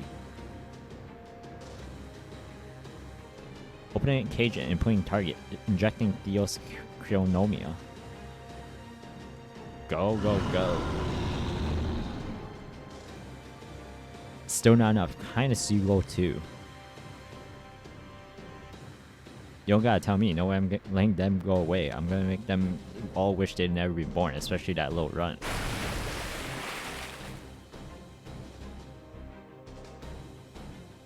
I see, that vessel up there smells of Trident. They do say the sins of the parent are visited upon the child, though why Poseidon would bother to create such dual familial bonds is beyond me. I'm getting something on the sonar. Hostile contact closing fast. Crap, it's going to intercept us before we can zero sail. If we get hit now, Denalis's whole outer layer will be completely shattered. Aboard zero sail, change the spell over to physical defense. Da Vinci, give me an escape route. Our only hope is to smash through this dragnet. Wow, us, Captain. You head out with match and hold back that servant on the surface. If kindness makes it inside the ship, we'll all be well and truly done for. I'll solidify your water near Nolus so you can use that split hold. Hopefully that'll be enough. Understood, Master. Let's go. Roger at surfacing now, opening the hatch.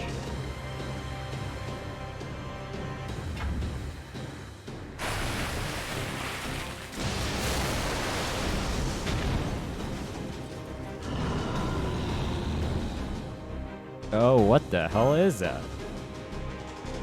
It's a completely new type of enemy. It doesn't match anything in our records. I would normally encourage you to approach it with caution, but I'm afraid we simply don't have the time. Those other ships are making their way here as we speak. If we take too long, they'll have us completely trapped. Alright, I'll be as careful as I can, engaging now. Waiting your orders, Master. Alright, first fight. I remember seeing these in JP. Never thought I'd be seeing them this fast. Man, they are not holding back. Wow, they went straight for the Odysseus reveal too.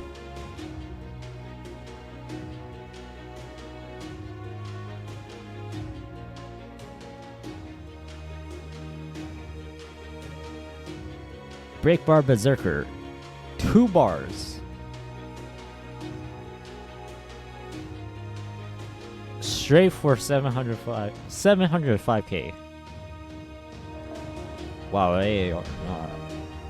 they are definitely not chilling this Lostbelt. Straight to double break bar. Although it looks like they only have to break 1 bar.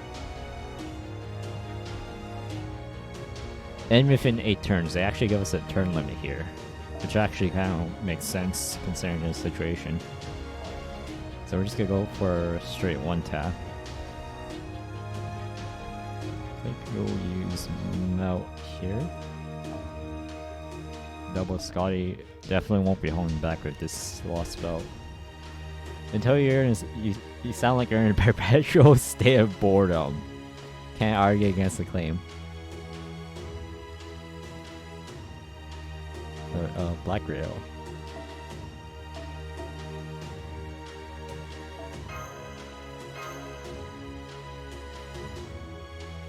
You can get, you might as well squeeze out a little bit of efficiency, that little bit of bond efficiency. 1 bar, easy, yeah, easy. Don't worry, you can sneak in some bond farming too while we're at it.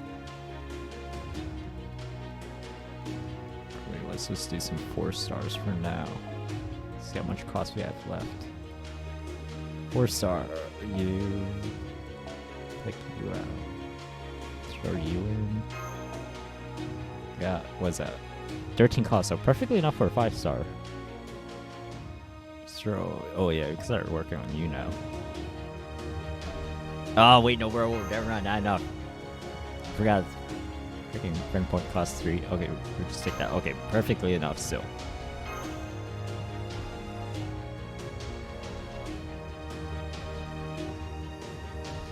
Switch over. You know what? Let's even throw in some mystical farming. Let's see what works here. I think we use this. This is NP strength, right? Yeah, NP strength. Okay, perfect. So even some mystical farming here. Straight into it.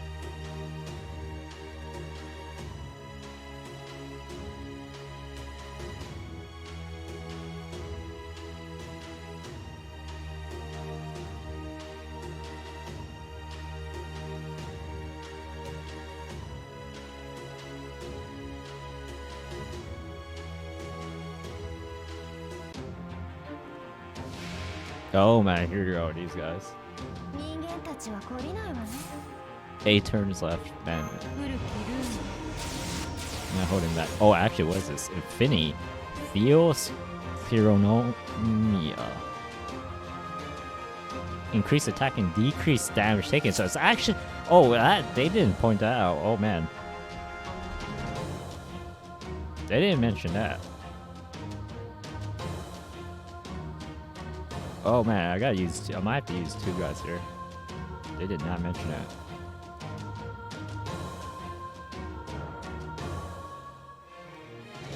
Oh man, I only mentioned the break bar in 700k.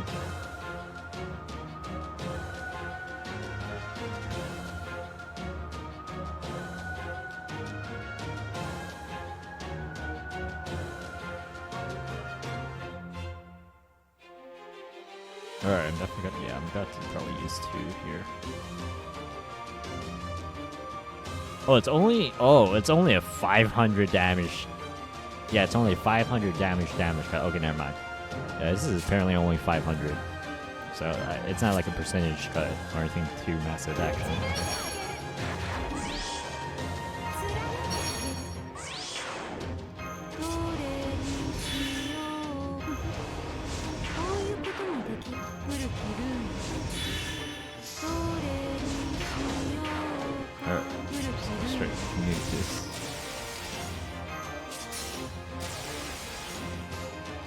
Man, it's been a while since I've used Melt with Black Grail and Double Scotty. I have no idea how much this will do.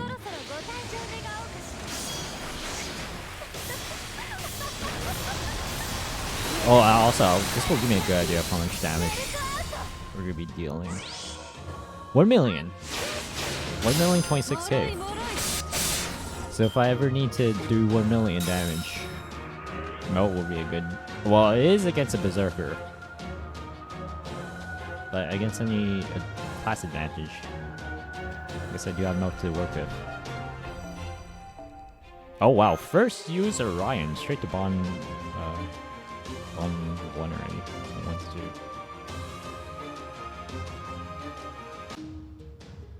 2. Right, next arrow. Alright, this time we're forming the party first. So let's see.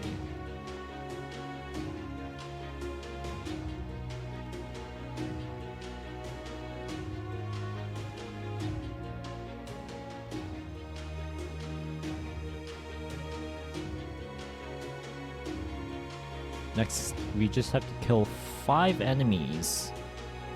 Caster Berserker. About 90k HP. So you just need AoE this time.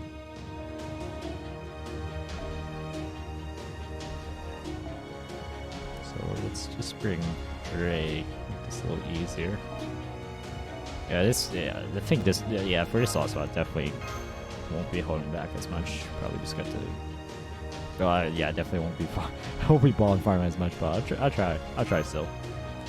If I can get away with it, but otherwise I'm probably just not gonna hold back.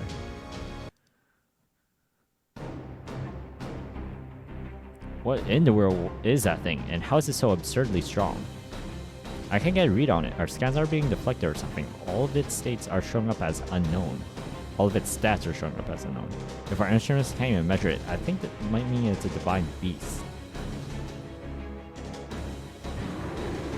Summer milk. It's too damn strong. I'm going to release my noble phantasm. Get ready, engineer. Are you nuts? Why would you use up our trump card now, you moron? No, fine, we're good to go at any time. Do it, and if you die from this, I'm taking over as the lead Nemo. Swapping Great Ram over to impact form. Holmes? I'm on it. Go ahead and give it all you've got. Run it through Great Ram Nautilus.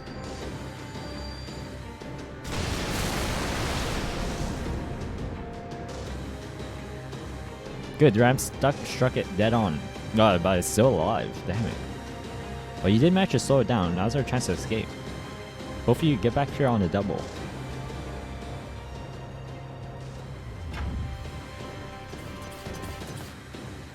I'm so sorry, I wasn't able to defeat it. No need for apologies. In terms of pure destructive power and durability, that thing is easily on par with the highest rank of servant. Right now, we just need to get away as far as we can, possibly. Hold it right there, magnify.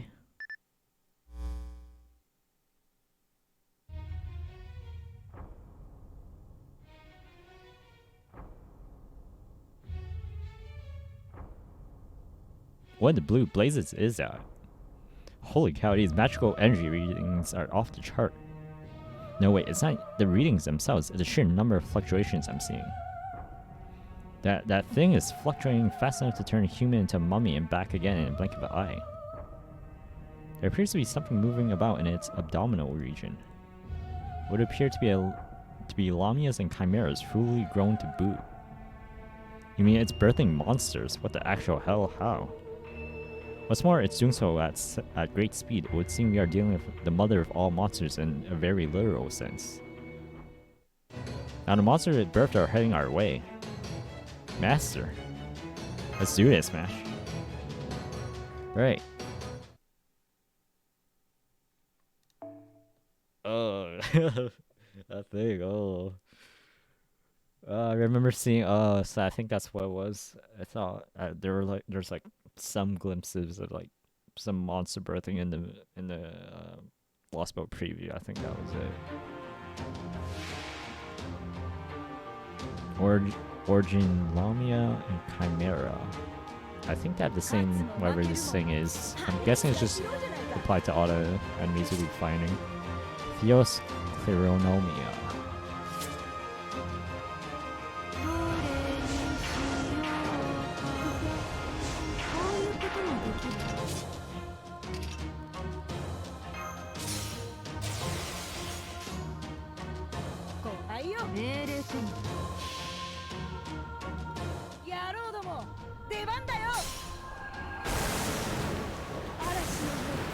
Also, about that summer melt.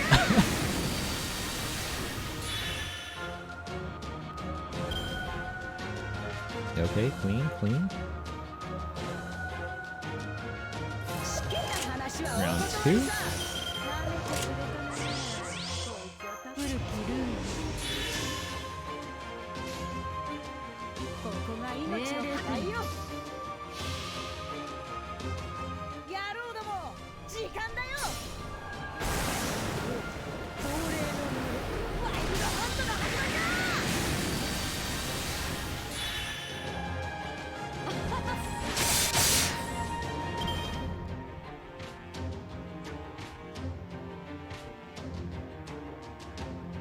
Okay, there we go.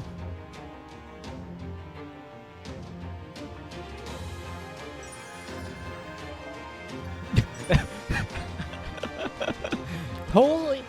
Yeah, there definitely wasn't some fetish hopping when whoever designed that monster made it like that. Definitely nothing happening there.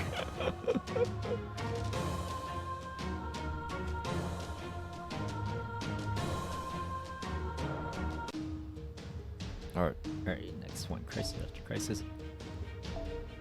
Oh, Lostbelt bats. Oh, I just saw a quick glimpse at it. Oh, that just reminded me. There, we've got a lull in between the waves. Now's our chance.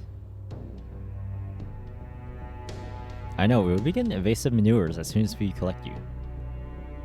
We make our way through any creatures we can avoid with naval ram and anti-submarine net cutters. Forget that, Captain. We gotta get out of here now before she gets here. Oh?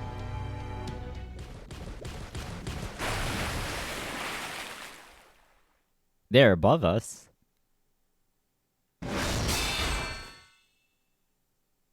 Oh, mash! I'm okay, although that one blow was so powerful. Who are you? Why did I got bother telling you my name now, besides we already exchanged pleasantries in Scandinavia? Then again, I'm enjoying that terrified look on your face, so why not? You wanna know if I am? Fine, you got it. My name is Kindness, a divine spirit. I am the lightning that tears this shitty ocean apart. I'm also Tristar's Rodian servant and the envoy who's going to end every last one of you. But hey, I'm sorry I don't mean to be mean, but I'm actually real happy that I get to see you a lot like this. Between Russia, Scandinavia, China, and India, I figured you would have died way before I getting here. Hell, I was so sure I'd already put you out of my mind. But then you showed up like the pack of morons you are, flying by the seat of your pants. Now I know what it feels like to bust a gut laughing. You're gonna be worth destroying just as much as that fake ass trident. So hey, take your pick. What it'll be, skewered alive or torn limb from limb. Either one's fine by me. All I want to hear you scream for mercy.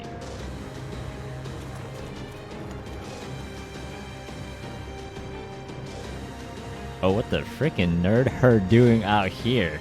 How about you go back to your calculation shit and just leave the fighting to grown-ups, huh? Well, I would love to do just that. I'm afraid that a few extra hands will be necessary to deal with the divine spirit. The name's Sherlock Holmes.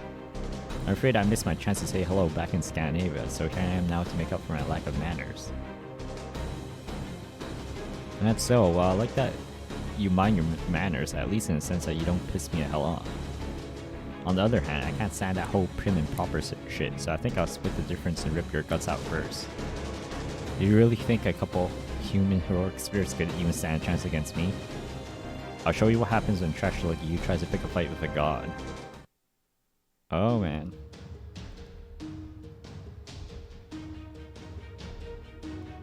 Being quest, select one servant. Only mash, okay. Don't have to think too hard about this one.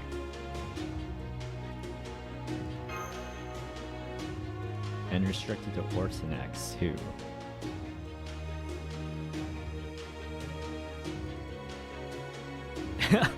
Big monster mommy milkers. Oh man.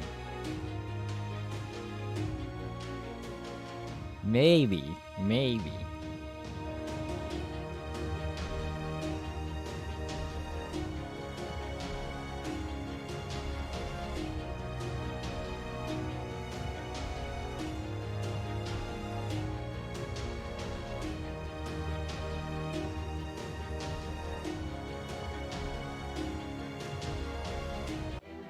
Alright, here we go.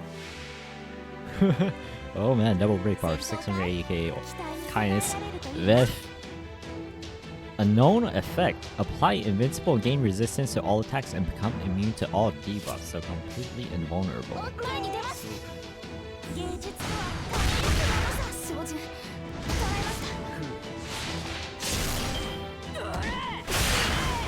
Oh no, man.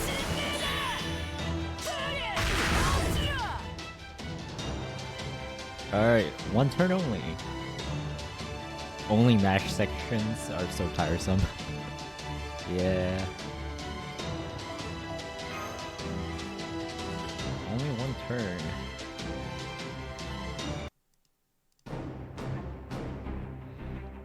I've had to take a lot of weak-ass noble phantasms to face before, but yours is by far the most irritating. Oh. Holes? None of our attacks work. Is that due to Kindness's noble phantasm, or perhaps it's a type of authority? Perhaps Captain was right. It may not be possible to do so much as scratch Kindness at sea, or rather on the Greek god's own ocean. Yeah, that's right. I'm immortal when I'm out on the sea. That's just how I'm made. And as for that though, you can thank that piece of shit Poseidon for it. I would have been fine with just my lightning. Anyway. Time's up. I'll say this for you, Scarning. At least you know how to defend yourself. Alright, I'm gonna pull back just like Odysseus planned. I was looking forward to being the master of Chaldea and that fake ass Triton's death in my bare hands.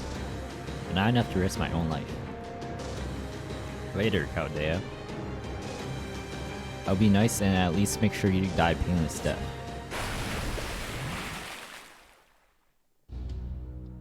Kindness has retreated. I got a very bad feeling about this. Return to Nautilus.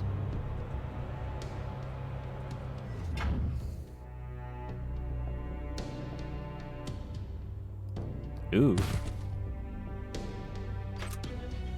Are you okay, Mr. Holmes? Oh, I'll be alright. I feel at least slightly better than I did after my encounter with Sigurd, after all. Then again, I suppose I was only able to handle Kindness's spear thanks to my experience against his demonic sword. At any rate, finding a way out of this situation is still our most urgent priority. Let's hurry on to the cockpit. I don't know why Kindness fell back, but I sincerely doubt it was to give us time to rest.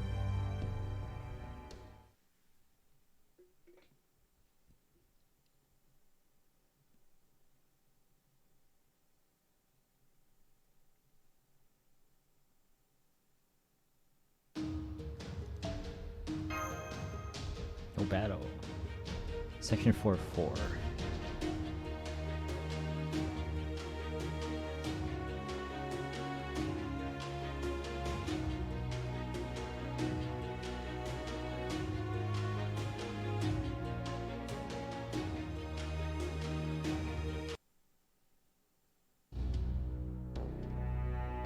We're back. Good, all crew members have returned safely, submerging Nautilus now.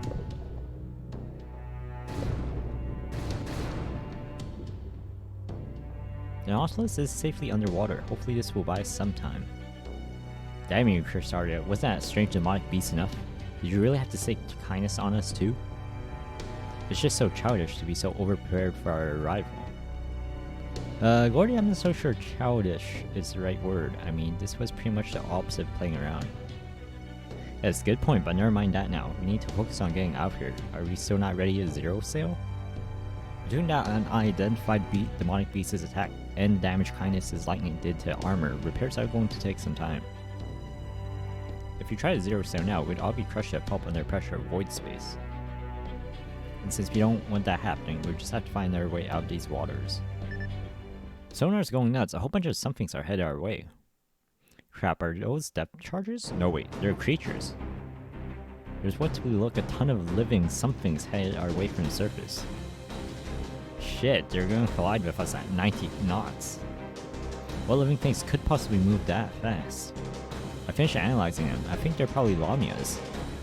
Evasive maneuvers, all hands brace, brace, brace.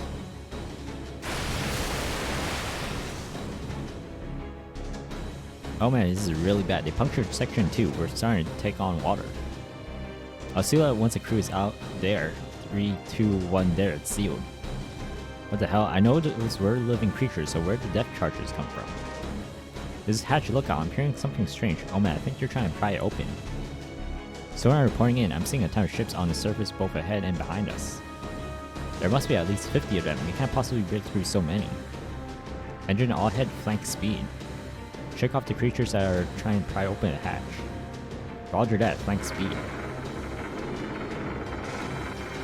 Eve, what should I do? I don't want to die out here.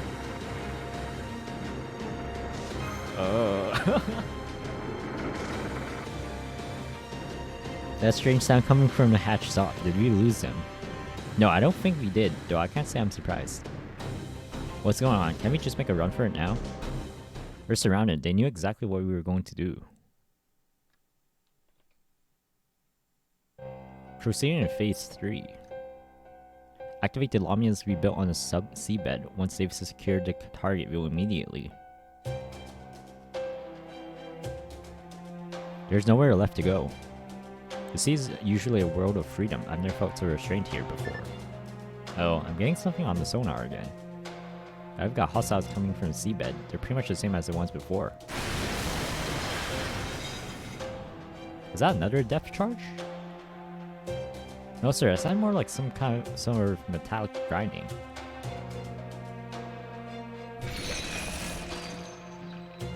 Engine status? Are they still functioning? No sir, they're all tangled up in something. We can't move so much as a centimeter. We can't cut off the anti-submarine net cutters either. The only thing we can do is get off for someone to get out. The only way we can get off is for someone to go out there. Does that mean you're going to crush us to death? Wouldn't it be better to dash it all and risk the zero sail? You still need a bit longer to prepare for that. You're not giving us any time at all to react. Once they've been cornered, the only option they'll have left is zero sail. That means there's still a chance they could escape if we continue to attack them with ordinary means. Therefore, we need to give them the salve of the heavens so that there can be no room for miracles or coincidences. All ships, make sure you follow my commands to the letter. Anyone caught retreating will be punished severely. Yes, sir.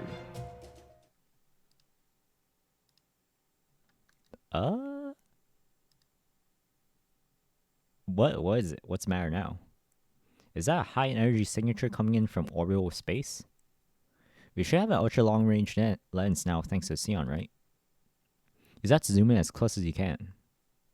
Roger, activating ultra long range lens now. Zooming in on to 16,000 meters, 22,000 meters, 64,000 meters, 120,000 meters, 240,000 meters, 500,000 meters. Whoa, there's something there. Putting up on the monitor now. What? Is that really a spaceship?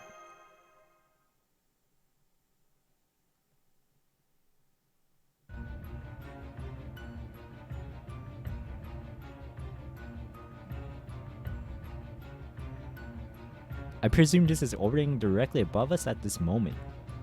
That's what it looks like. What is that? What in the ever-loving blazes is that? I thought the Lostbelts were supposed to be places where human history stalled out. How can they have a spaceship in what looks like something our top scientists could only have dreamed about? Might have been able to gather more information about it if we still had our connection with Sion. But at a glance, it sure looks like it's more advanced than anything in our own world.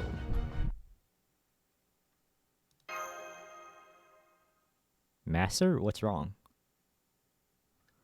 We're all going to die. Die? An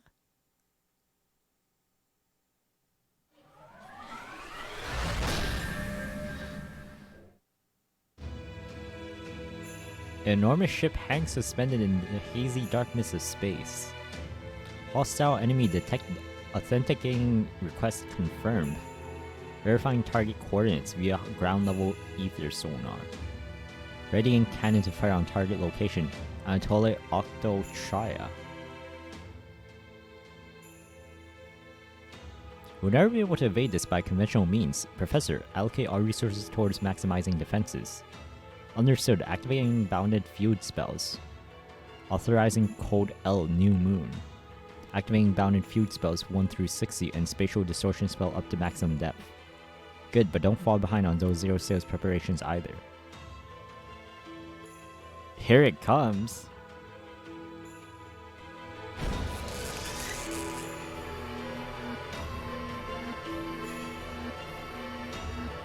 Dispatching interstellar cannon evacuation alert. Firing enemy charge in 3, 2, 1. Shooting star Ortigia.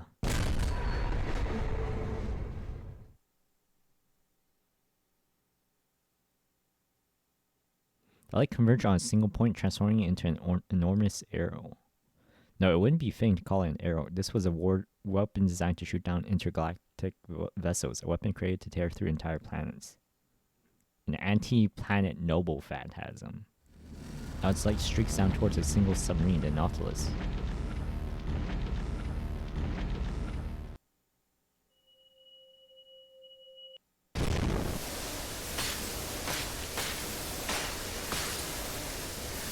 Bounded field spells 1 through 6 have been destroyed. The spatial distortion spell has already been eroded to 2% capacity. Time for the distortion to repair itself. 5 seconds, this spell isn't going to hold. Initiate 0 sale. Captain, we can't if you try in this state.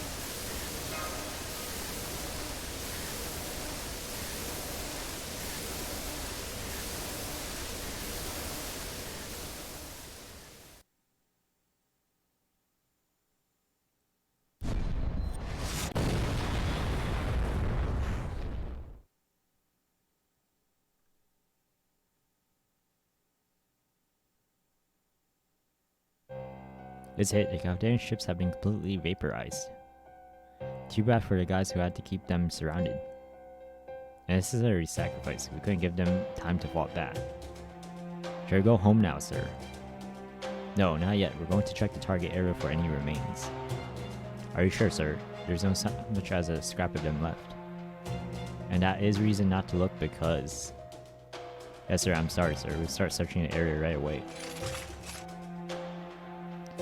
Is this why he paid that foxwoman such an exorbitant price for that shadow border analysis? Because he foresaw this turn of events? The light I saw at the end.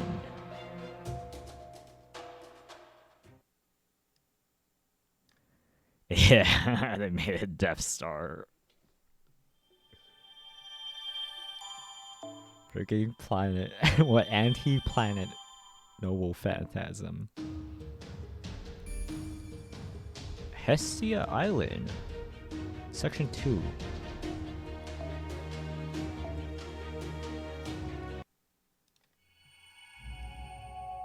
Impossibly miraculous.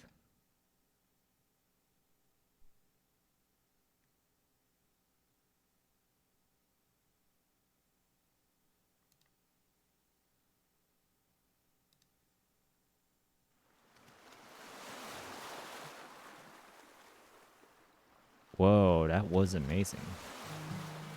There'd been a booming sound and a blinding flash of light, the kind you'd expect at the end of the world. I'd heard rumors about the goddess's hammer of justice, but I'd never seen it for myself before. You could feel its sheer destructive power just from the storm that blew onto the beach. I had my reasons for paying the beach a visit, but I was also just a little bit curious. I did think I might be able to help somehow if anything had washed up on shore. But I hadn't really thought about it any further than that. I definitely didn't expect to run into any survivors. I mean, the whole idea that anything could survive that seemed laughable. After all, the whole point of the god's punishment was to wipe its target completely out of existence. Which is why. Which is why it was so tragic to see that lone, frail-looking person wash up on the beach. Because I was the only one there who had any hope of saving him.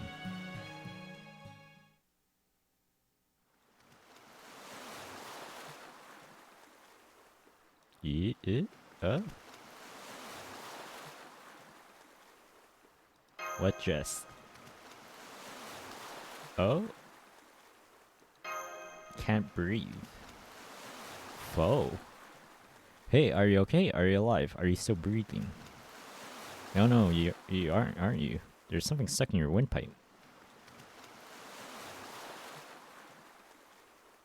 Let's see, I think for a choking victim, you're supposed to get behind them, put pressure on their abdomen. 1, 2, 3. Cough. Oh, you're awake, thank goodness. Are you alright? Have you come to your senses? Can you see me okay?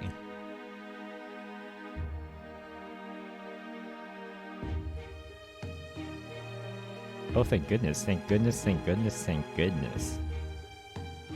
Oh, I'm sorry, I'm just so happy I could cry. Wait, I am crying. Oh, okay. Please just let me get out of my system. Foe? Foe, it's you! Oh, so this little guy's named Foe. Is he your pet? I guess I'd say he's more of a friend. Foe. What? Why would you have a problem with that? Haha, you're funny. Wait. Oh, you won't have to be a master, would you? Are you a servant? Yes, I am. Alright, I still haven't introduced myself, have I? My name's Charlotte. Charlotte Corey. Probably extremely minor as far as heroic spirits go, so I won't blame you if you haven't heard of me. Oh, I haven't, sorry. Oh no, don't be, I'm actually delighted to hear that. Really, the things I did should never have gone down in history in the first place. But never mind that, what brings you all the way out to a place like this anyway? Well...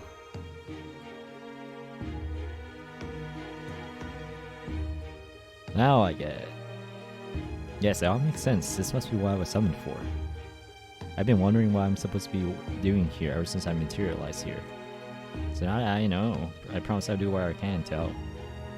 And does that mean?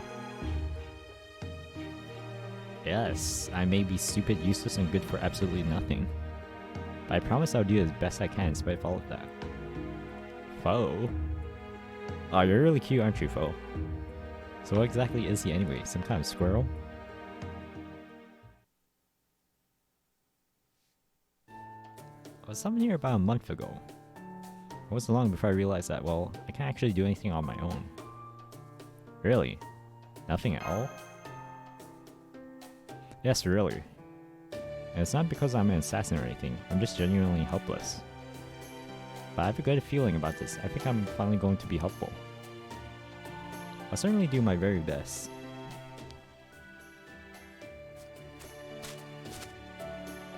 Anyway, I suppose the first order of business is probably tracking down all your other companions. So while we're doing that, I'll tell you everything I know about Atlantis. That'd be great, thanks. Of course. Okay, so this island we're on now is called Hestia, after one of the gods of Olympus.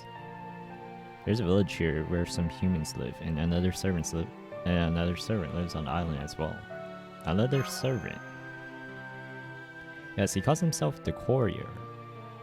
I still don't know his true name, but he's the one who brought me here on a ship. A ship, huh? By the way, I'm afraid I have some bad news. What's that? I actually have no idea where we are right now either. Where was that village again? Well? I wonder where we are now. I'm sorry. Now that I think of it, losing my way is how I ended up at the beach earlier too. Why did you lose your way? Well... oh. Foe? Shoot.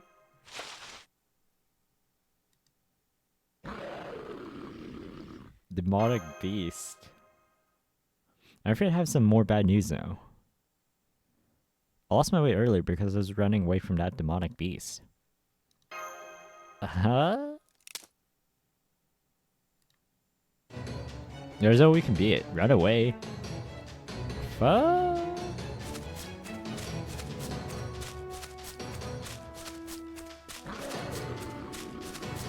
Oh crap, it's getting on us.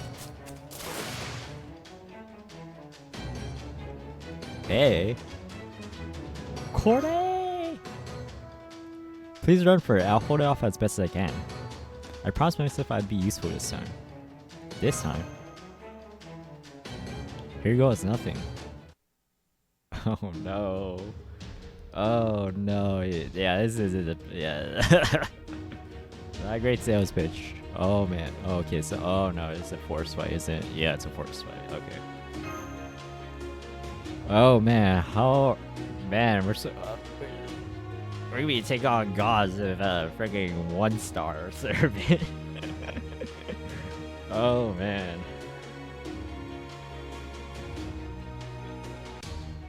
Solo. Okay. What are your skills? S2, apply ignore invincible, increase attack. And debuff resist. S3. Increase arts effectiveness 3 turns, critical strength. Oh wait, no, increase cards effectiveness. Art card effectiveness, critical strength, or NP strength. Oh man, it's a dice roll. S3. S1. Increase step success rate and apply evade 2 times 3 turns. Noble Phantasm. The Revere and Sorle remove evade and deal significant defense, ignoring damage and medium chance to inflict death. Okay. I think we want to go for our...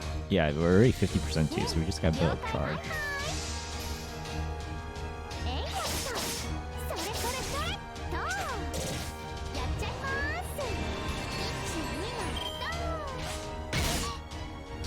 Is that enough? Oh no, tell me. Oh, it's not enough. Oh, are you kidding me? Oh, you gotta be kidding me. That was it had to use 2 skills. Okay, we're just gonna apply evasion to be safe. Oh, we gotta use this action instead. I think we're fine still. We'll just go for more damage now.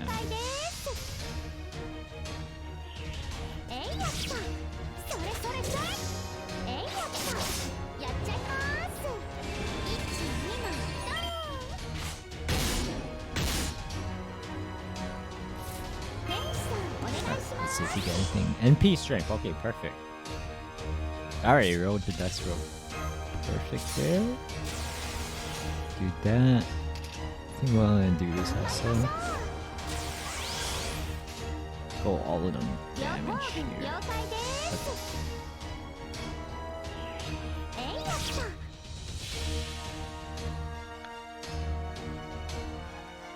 I don't think I ever saw her NP, even in JP. Think about it. Oh wait, no, never mind. It's this. Oh, never mind. It's this NP animation. Okay, never mind. Remember it now. God, that's such a meme NP.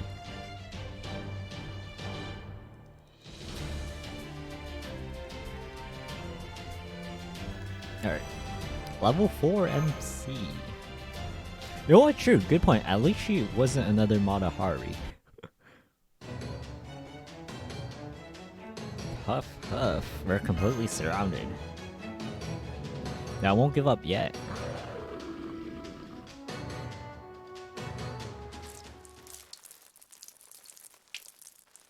What the? Huh? Foe? Is it raining on them? Sad, having a body can be a real pain sometimes. No wait, something's not right here. Why do I even have to do this anyway? I mean, I'm a servant for Petro's sake. Oh, maybe it's because my name originally meant one who discharges water. Haha, that must be it. Haha, whoever thought that was a good name for anybody. Does that mean the water falling on demonic beasts' heads is actually... Oh no! Please no!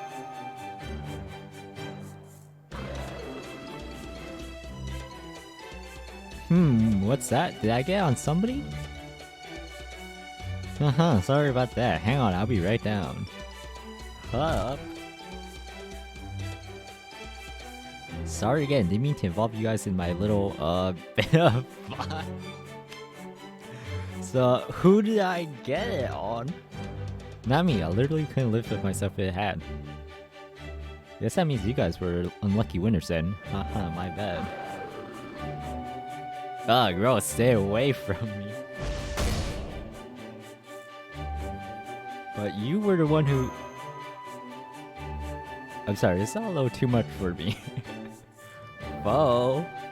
There you go, a nice solid hit. Hey, I don't know who you are, but you're lucky I found you when I did. Thank you for saving us. Well, aren't you polite? Nice to see you know your manners. As for a pretty young lady, you a servant? Yes I am. I take it you are as well. Sure am. I think this calls for a toast to our fateful encounter. Just wash your hands first. Whoa. I agree. Cleanliness comes first. Alright, I hear ya. Man, what a pain. Okay, let's try it again. This means I saved your lives, yeah? I guess technically. Yikes, I must have made an even worse first impression than I thought. Your entrance was a little... okay, incredibly off-putting. But I suppose we wouldn't be here right now if not for you, so thank you for that. So beautiful. So now I've washed my hands, maybe it'd be alright if I held yours. No, I think I'll pass on that, thanks. We still don't even know each other's names after all, so I think it's much early for anything like hand-holding. Ouch, rejective cold hard logic, that's just sad. Okay, and it sounds like introductions are in order. I'm Orion the Tristar Hunter.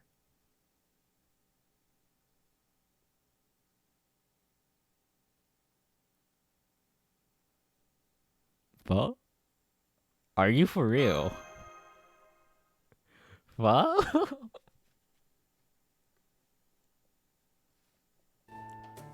Ah, now I gotcha. So you've met me before then. Well, yes and no. What's that supposed to mean? Anyway, you are... Charlotte Corday. Oh, I see.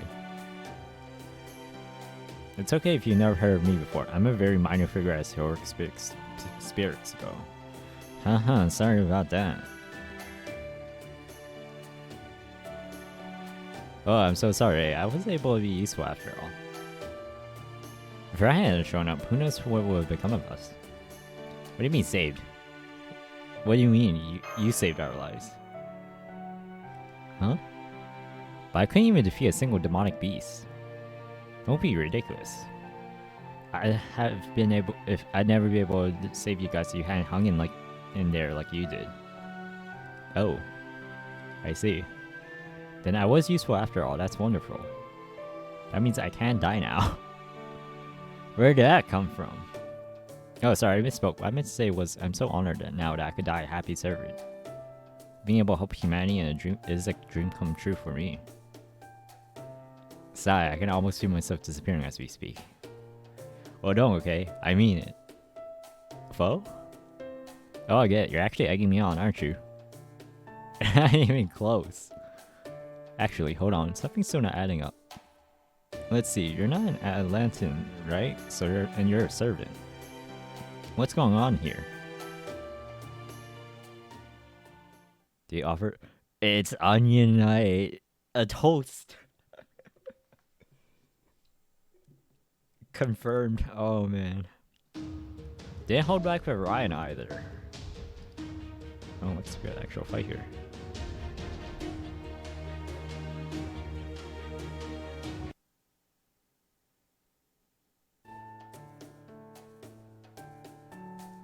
Oh, I see. So you're a master. Oh, don't worry. I can't promise you with absolute certainty that I'm a servant from proper human history. So if you're here, does that mean you came to set this Lostbelt, right? I guess so. Not exactly brimming with confidence, are you? So, I'm guessing from the way you're looking at me that you'd like me to help you. But I can't. Oh? Too much hassle. Is that really your reason? Man, you're real doubting Thomas, aren't you? Yes, that's the reason. You can't be serious. You must be 1,000 times more useful than I could ever hope to be, so why won't you agree to help? Let's just say I've got my reasons. That's a suck if I've ever seen one. Alright then, I suppose this is where we go our separate ways. Come on, we'll never find that village if we keep wasting our time here. Let's just keep going. Does she know the village is in the opposite direction? Jorge, wait! Alright, I'd almost forgotten we were lost. Orion, will you take us there, please? Did you just say we were going our separate ways? I'm just pulling your leg. Come on, follow me. Oh, and just so you know, it's over a day's walk from here, so we'll just have to make camp at some point. Really? My gosh, I must have been even less attentive than I realized. I had no idea I'd gone so far.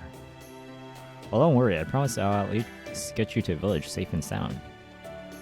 That'd be great, thank you.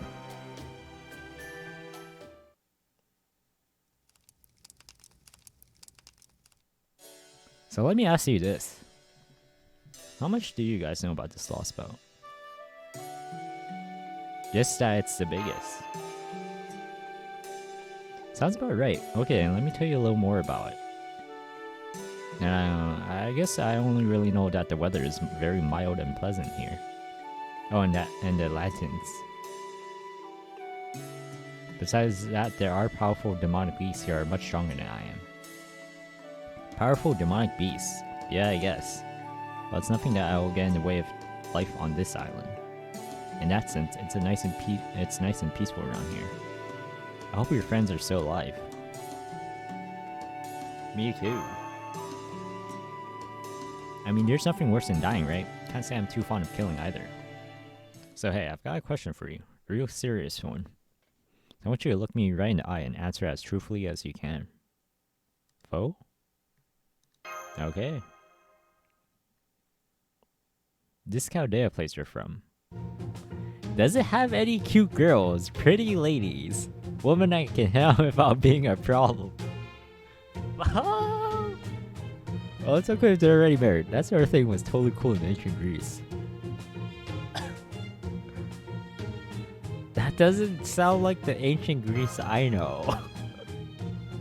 Well, I guess you might die every now and then, or suffer a fate that makes you wish you were dead. Whoa. Is this really that important a question? It is for me. I see. I suppose, having been raised in the Abbey, I simply cannot understand an issue like this. Anyway, we'd better call it night. Got an early morning ahead of us tomorrow. Go on and get some sleep. Foe. Good night, foe.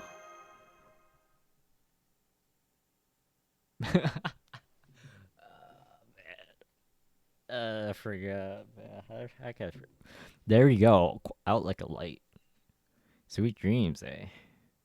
I'll be around to help you out for at least a little while. You ready, Charlotte? As ready as I'll ever be. Oh, and please call me by my last name. You got it. Alright, you lot, keep it down so you don't wick air, and I'll make your desk quick and painless. Oh, okay, here we go. Okay, party restricted. Okay, so it's giving one of these fixed fights. 3 saber mods, 58 to 83k HP. Oh man.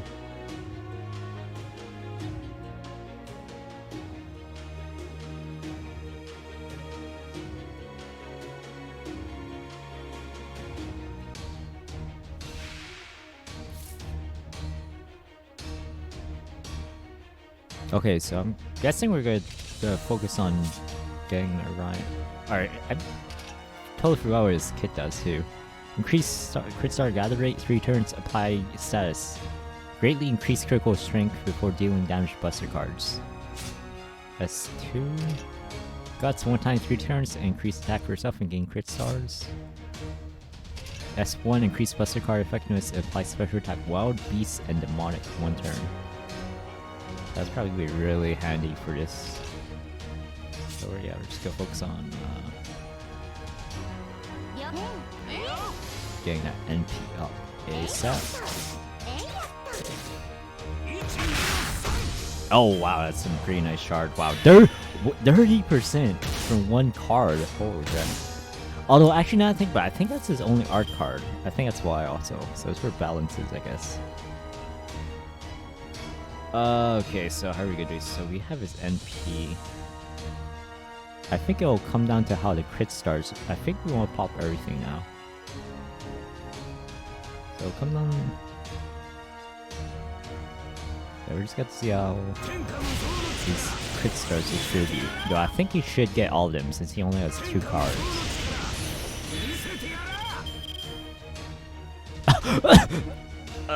80%. Okay, hopefully that doesn't miss.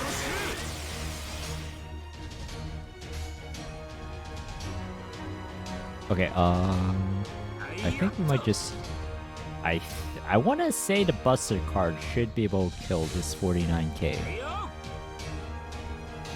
An NP, apply ignore invincible 3 turns, increase attack, greatly increase critical strength, apply debuff immune, and gain crit stars each turn. So I think we're just gonna go for a Buster kill. I think that should be enough. Okay, yeah. Oh wow. Actually, we could have just gone for a third mob. One back. Alright, first time seeing an NP here, dude.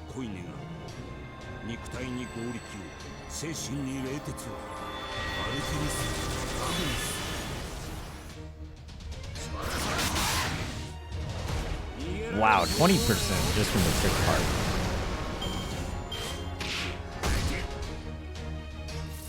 You can loop? Yeah, I think it's this art card. His art card is busted. 30%.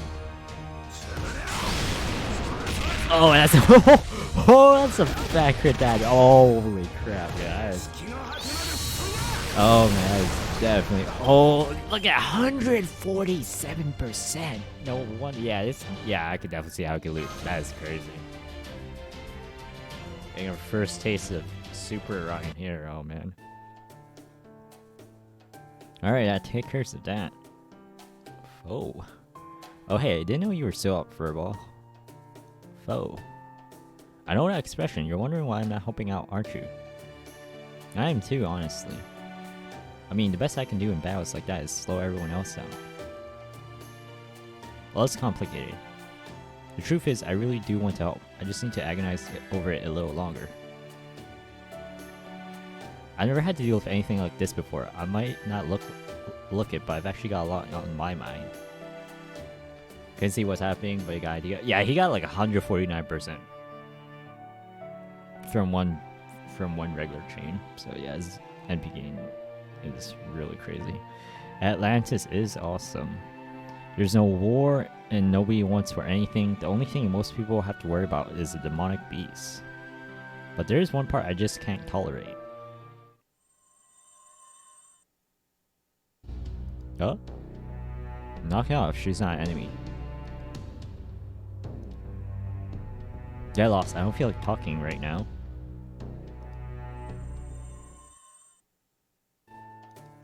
Tish. Who was that? I guess I'd have to say she was my ex-girlfriend. Wait, what? But even though we broke up, we're still not exactly in strang. What? Anyway, that's how it is. I'd appreciate if you could keep this between us. Well, if you insist that's how it is, I certainly don't want to know enough about that sort of thing to say otherwise. You don't? No, I don't. Is that odd? Well, I guess that's okay. Good. Anyway, it doesn't seem like any more demonic beasts will be bothering us. So I'm going to say close to A.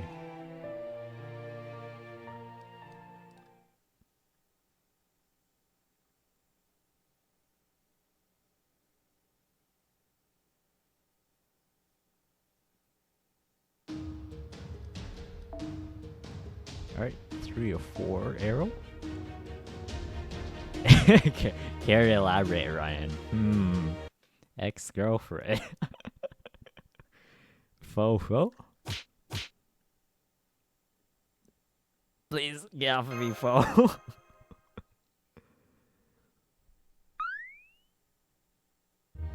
Hey, you're up. Ready to get going? If you leave now, we should get to the village today. Good morning, eh? We got plenty of jerky if you're feeling hungry.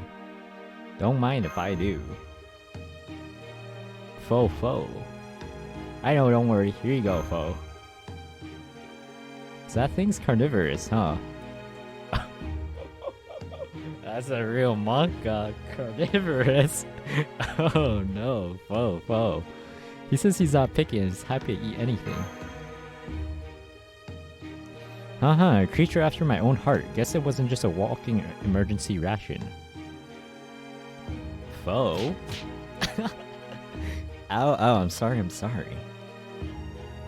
I'll definitely be enough to fill up on him anyway, so let's get going and eat on the way.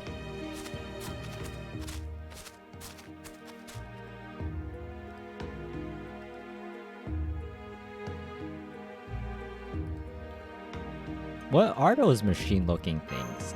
Oh, I'm getting some flashbacks now. Did I get Orion? Yep, I got him.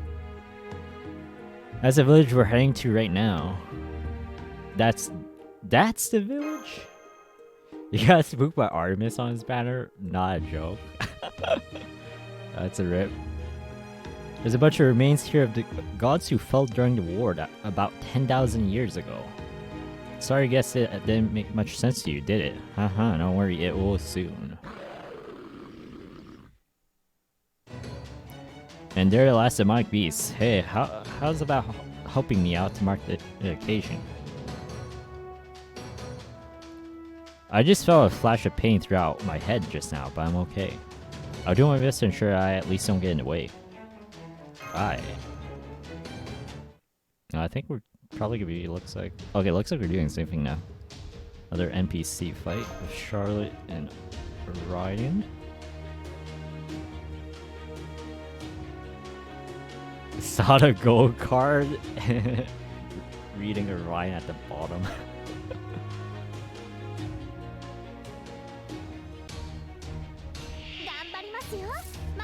Alright, oh, the same thing, okay. Oh, we start? Oh, it's a bad hand. Or a full buster hand this time.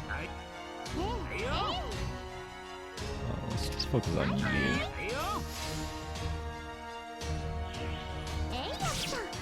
Bury her. Be here. Probably go for like 1 or 2 more hours. I think that's fine. Maybe a bit longer if I'm feeling it. Alright, ooh, chain here.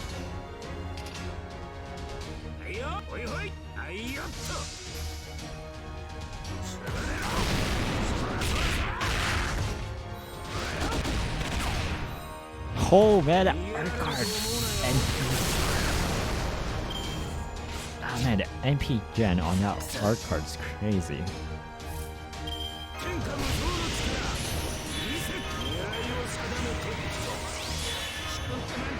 Alright, just gonna pop everything and finish this. We need to pop the MP here. Oh, it's one of 2. Oh, I'm stupid. I didn't notice there's 2. Oh no, it's a chimera. Oh no. Oh, I thought it was only one wave. Oh, I didn't realize. I went and popped my skills. We can loop though.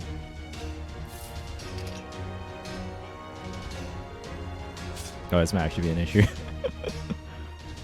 No, actually no. I think we'll go for a buster chain.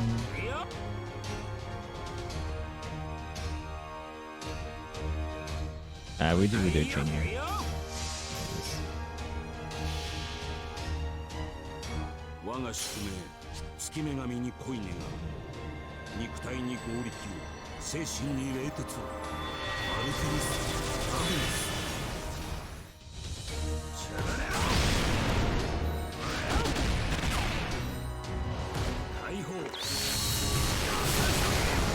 Alright, we're good. I'll take.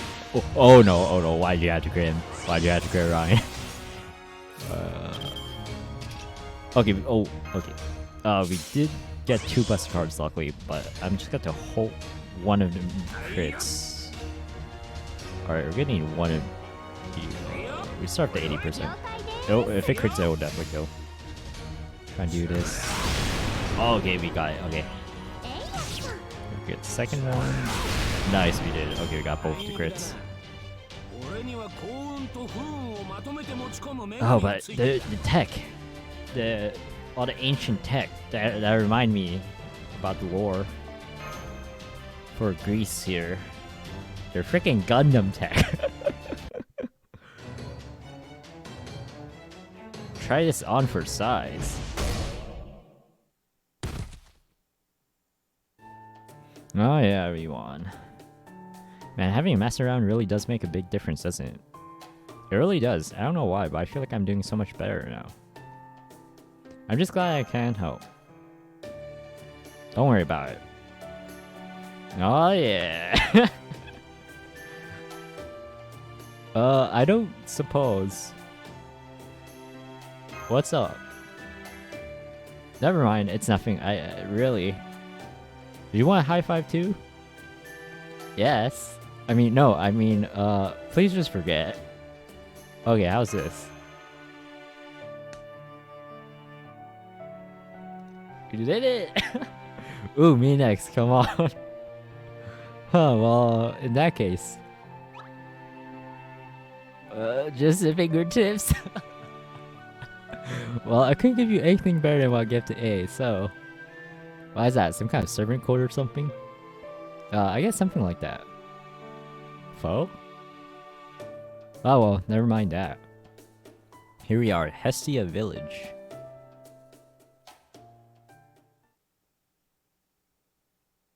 No high five for Orion.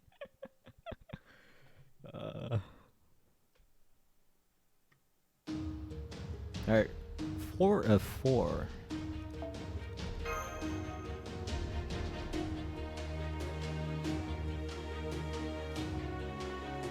Oh man, this raid is probably gonna take like an hour for each section.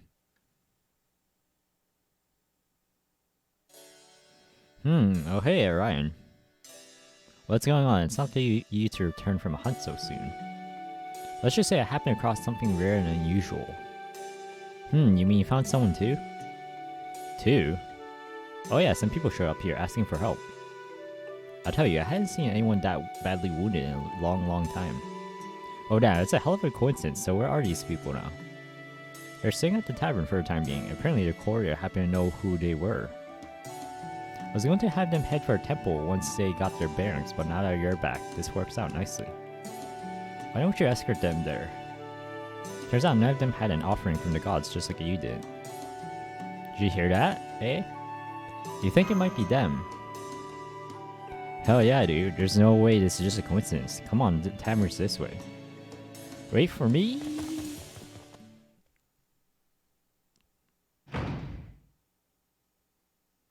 Oh? Oh! Senpai! Mash! Alright, oh thank goodness. I mean, well, I knew you were still alive and injured thanks to your vital readings on Shadow Border. But since we couldn't contact you, I was worried that you might be trapped or in prison somewhere. I can't tell you how relieved I am that you're alright. What about the others? Oh yes, they're all okay too. Although, hey, you're alright. Though we did have empirical evidence of your well-being, we were still going out of our minds with worry. I'll say, this whole sorry state of affairs just goes to show how much you still have to learn. Now you listen to me, every soldier's duty is to always contact their superiors, no matter what their situation. If you're alright, we will know how to breathe a sigh of relief. If you're wounded, the shock would take our collective breath away. Either way, once we have contact, then we can take action, but if you never contact us at all. My point, though, is that it's about time you took your responsibilities as the last master of humanity seriously. Funny story. Let me guess, your communication was broken, right? Well, given that you are uninjured, I'll overlook it just this once. The fact is, we cannot solve this Lostbelt problem without a master, and just as I said, you're the last one we've got. At any rate, though, it is a great weight off our shoulder to know everyone survived the attack. I'm afraid the situation we find ourselves in is both highly complex and time-sensitive. Where to begin? Where else? The first order of business has to be captain. You mean Nemo? What about him? Well, the whole reason we survived is thanks to Captain Nemo forcefully initiating his zero sale. Usually, zero settling in the state we were in would have gotten us killed for sure, and it should have never been attempted. But this time, it turned out to be the right call. What happened?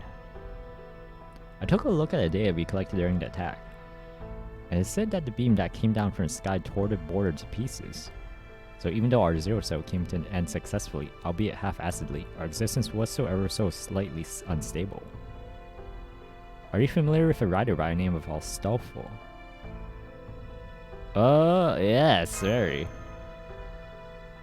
Then perhaps you're also familiar with his noble phantasm, the Hippogriff. Since it is not of this world and its existence is so ill-defined, the Hippogriff is able to travel freely between truth and fiction. This enables it to temporarily evade attacks that are rooted in reality. In our case, under most circumstances, our predicament would normally have led to one of two outcomes. Either that light from the heavens would have torn the Nautilus to pieces, or Force Zero Sail would have resulted in us no longer being able to verify our own existence. However, it is here where Captain's decision truly shines. Sustaining damage in neither here nor there served to verify our existence through external means. And in turn, the Zero Sail helped to keep the light's destruction within manageable levels. Though now I felt significant cost, I'm afraid. Captain Nemo was integrated into Nautilus, so when it was nearly destroyed, the damage to him was catastrophic and left him comatose. Where is he now? They're letting him use the bed on the second floor of this tavern. He still hasn't woken up. Under normal circumstances, the best thing to do would be to send him back to Novum Chaldea, turn him into a spirit form, and give him the time he needs to restore himself. But our plan hinges on the Nautilus, and with that out of commission, our hands are firmly tied. For one thing, we can no longer escape even if we wanted to. What about Sion? As far as I can tell, we're almost completely cut off. We've been able to transmit a tiny bit of data, just enough to let her know we're still alive, but that's all. It takes forever to send too. To give you an idea of the scale and difficulty, it's like sending signals from Earth to Mars. Then, right when everything was looking abjectly hopeless, that's when I showed up and said, "You look like you're in distress, oh beautiful lady with the hidden eyes." That voice! That line! I take it we've already met then. Perhaps there's a version of me there in Chaldea. Still, I'm a firm believer in proper introduction, so don't mind me if I do just that. My name is Bartholomew Roberts. I'm single. I said I'm single. Here, Mash, why don't you come stand next to me for a while? Okay. Indeed, it was through meeting Mr. Roberts that we managed to arrive at this village. How about you, Master? How did you find your way here? Orion helped me.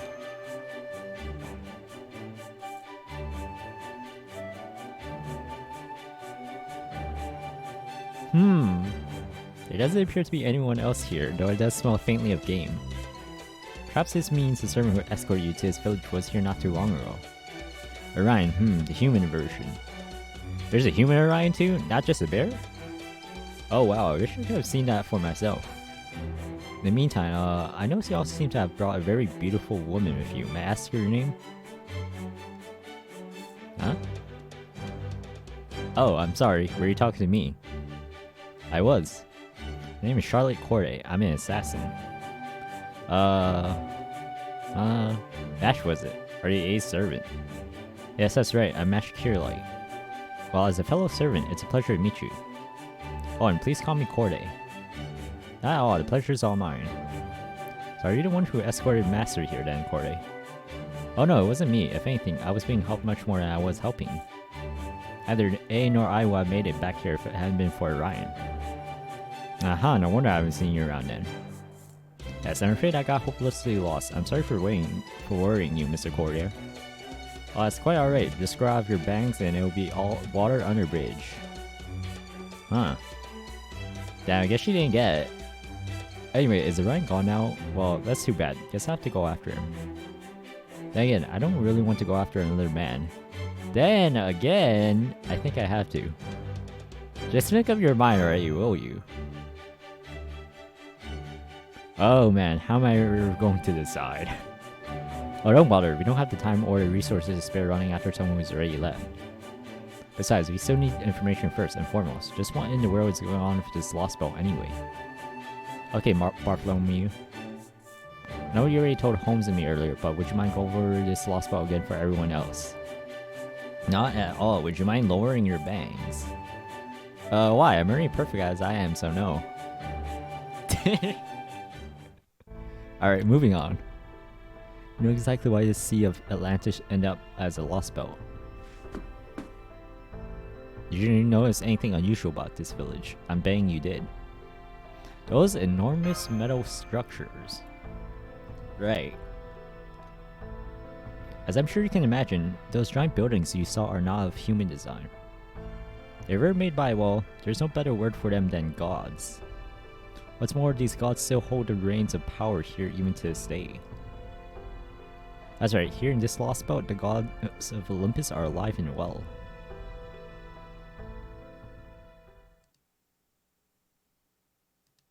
Oh man.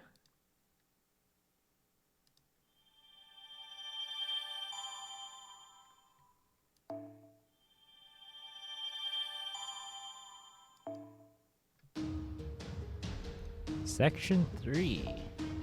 No battles. As for this arrow, enduring light of the gods.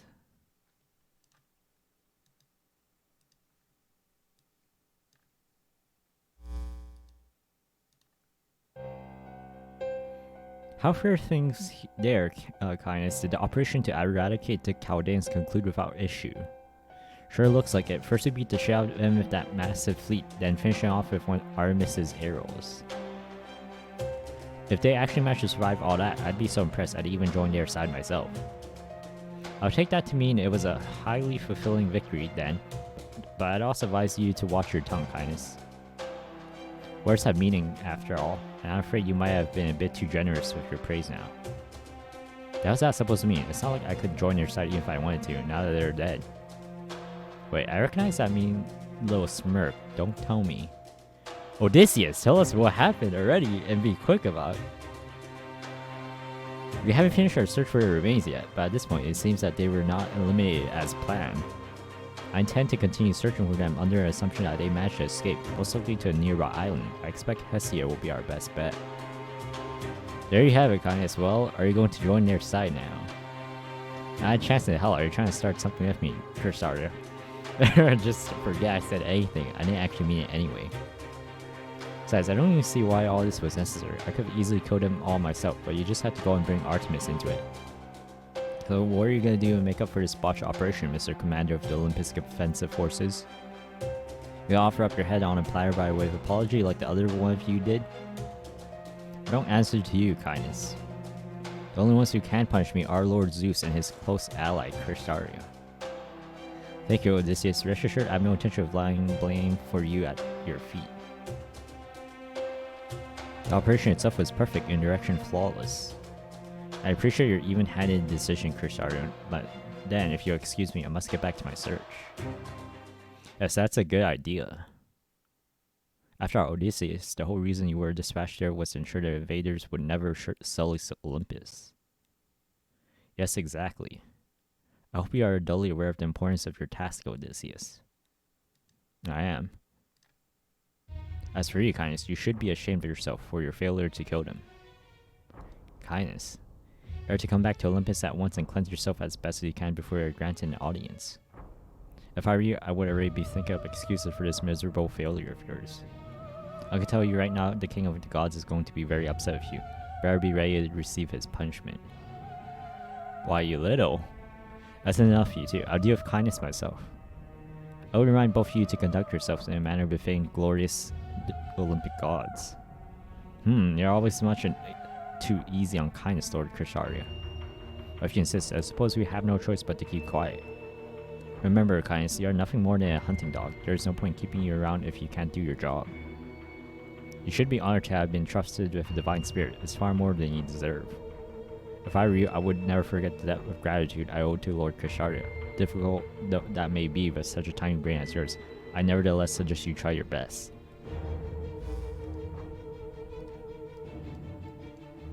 I'll kill him.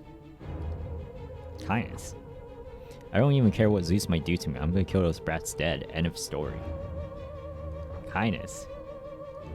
Shut the hell up, human. Don't you keep calling my name unless you want to end up dead yourself.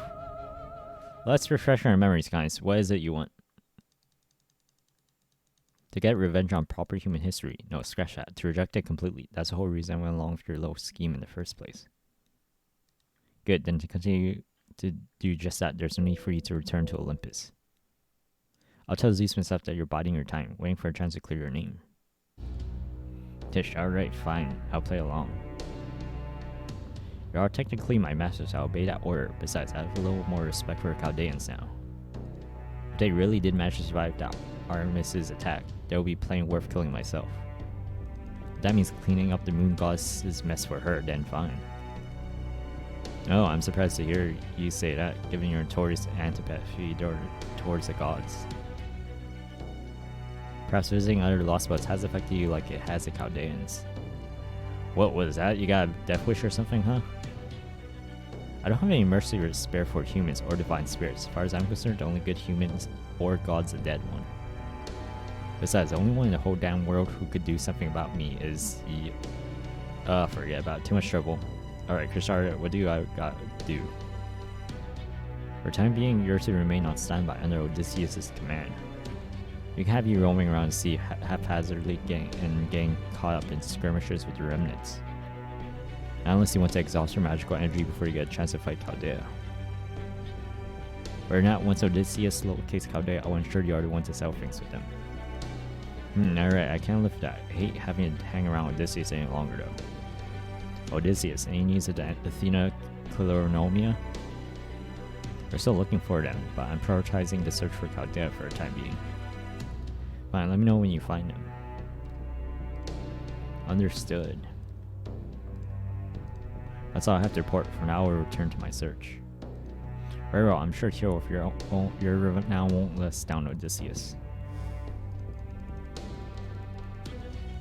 I find it hard to believe how rudely you behave towards your own master, Kindness. Nah, believe it or not, this is me holding back. I'm just too tired to bother with anything more. Really, that was you holding back. Yes, yeah, it was. There's just no point in getting pissed off at him. He never bats an eye no matter what you say. So I only ever say about half of what's really on my mind, could you tell? Aren't you afraid? It's not as though you are his only servant after all. If you were to get fed up with your rebellious attitude, he could end your contract whenever he liked. Man, I wish then I'd finally get to pick up a proper fight with him. No damn human slaps a collar at me and gets away with it forever. And all that's said and done, I'm gonna make him pay dearly for that. What a strange relationship. Oh well, it's none of my business. Lord Odysseus, the echidna has succeeded at producing the dog. I believe it should finish growing in about half a day. Good, find something you can use to track the Chaldeans. I don't care what it is or where you get it. If the Chaldeans are indeed still alive, they're bound to have left a trail of some kind. And dog's keen senses will be able to find such a trail.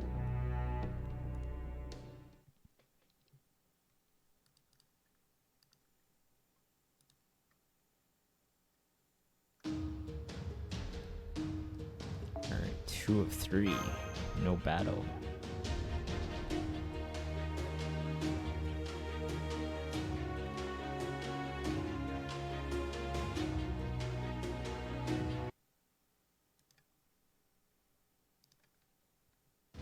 In proper human history, the gods, including 12 Olympians, parted ways with humanity. But in this world, they remained. I don't know why that is. You might be able to find a clue as to what happened if you went digging around in ancient ruins. But really, that doesn't matter. The problem is that this world achieved amazing growth and prosperity thanks to gods sticking around. Well, if we're being accurate, most of the gods aren't actually here in Atlantis. They're up on top of the great pit that sits in the middle of Atlantis' sea. That's your ultimate destination, the interstellar metropolis Mount Olympus that lies beyond that tree of emptiness. Olympus, the city of the gods. Of course, wherever you find gods, you'll also find people who worship them.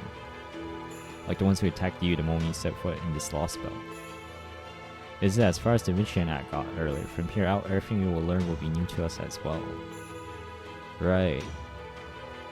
Now see, if the gods are still alive here, that would certainly explain our current situation. When you mention people who worship the gods, are you perhaps referring to that heroic spirit? That's right, I bet you were all quaking in your boots when you heard his true name, weren't you? He's one of the most famous tacticians all of proper human history. A hero who survived the same battlefield that took the lives of great heroes like Achilles and Hector. Odysseus. That's the commander-in-chief who rules over this entire sea of Atlantis and your sworn enemy set on wiping you all out. Odysseus.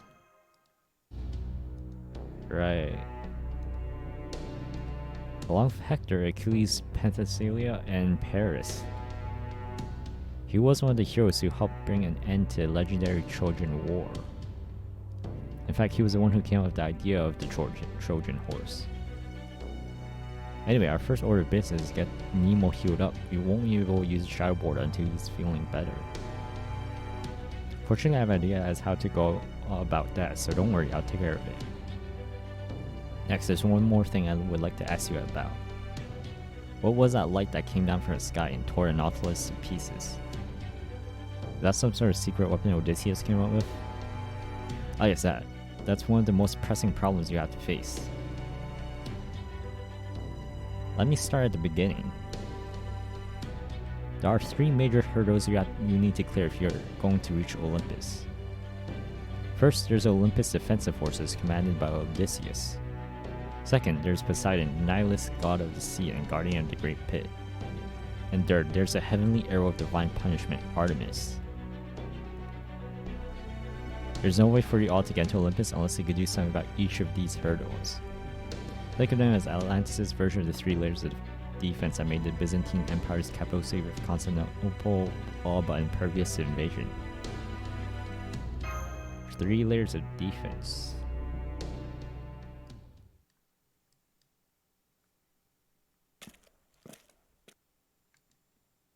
Maybe I should have said something before I left after all.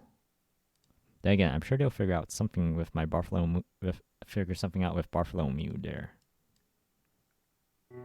Man, I've got even more I've got to think about. Where should I go? What should I do? Is this really what you want, Artemis?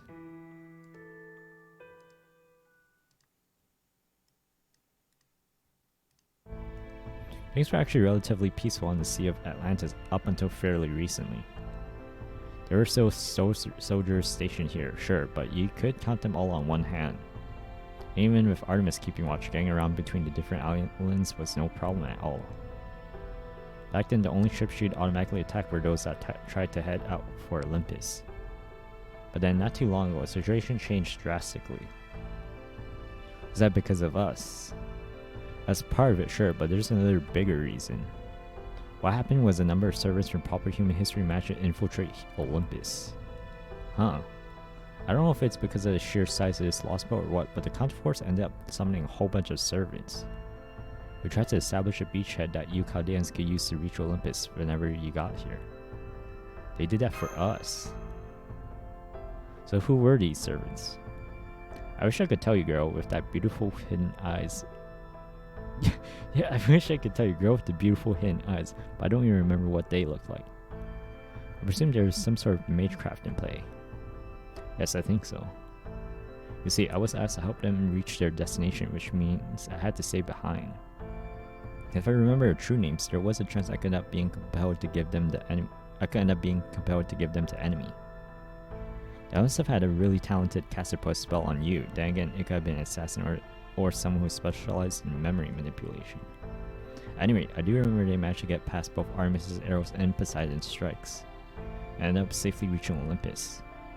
Unfortunately, their arrival came at a heavy price. A number of servants were killed on the way there. I may not remember their faces or their names, but I do know they all went down fighting. Gotcha. Regardless, this shed some light on why their security was already so tight. That being said, with so many servants being summoned, they would surely have discovered But it surely would have been discovered sooner or later if they all remained there. We care about what happened in the past, but we need to worry about the present. So you're saying the reason Atlantis is on such high alert right now is thanks to this other servant invasion? Exactly, man who wouldn't be my type even with much longer bangs. Then again, if you were to lose a few pounds. Was that descriptor really necessary? At the moment, getting into Olympus is basically impossible. However, there are still several servants who stayed behind, so in my opinion, you should start by looking for them. Of course, in order to do that, you'll need to visit neighboring islands. But at least Artemis's guards should be a little more relaxed during the daytime. Unfortunately for you, my ship, the Royal Fortune, can cross between islands in the blink of an eye. That being said, honestly, it's still incredibly risky to move around while Artemis is on high alert.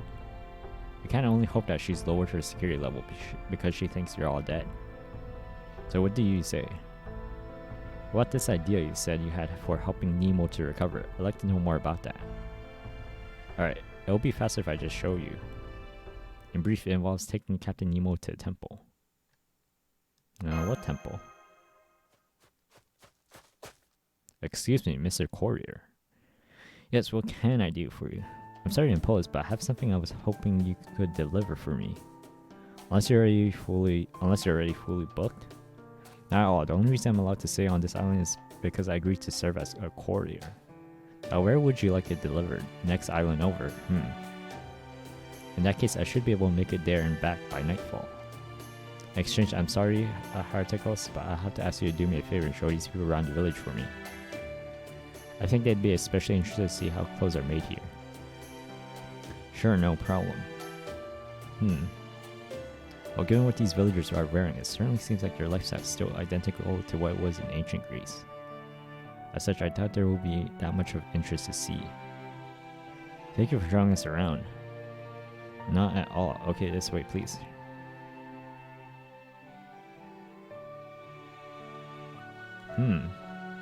I'm sure it comes as no surprise, but one truly cannot help but notice these enormous structures. I'm told they are known as the remains of a number of gods. Remains isn't the nicest way to put it, but that does seem to be what the young people call them. You mean to say that you are no longer young yourself, my fair lady? Because if so, I must humbly beg to differ. Oh well, thank you. Anyway, Mr. Courier said I should show you how our clothes are made, right? Here, it's right this way.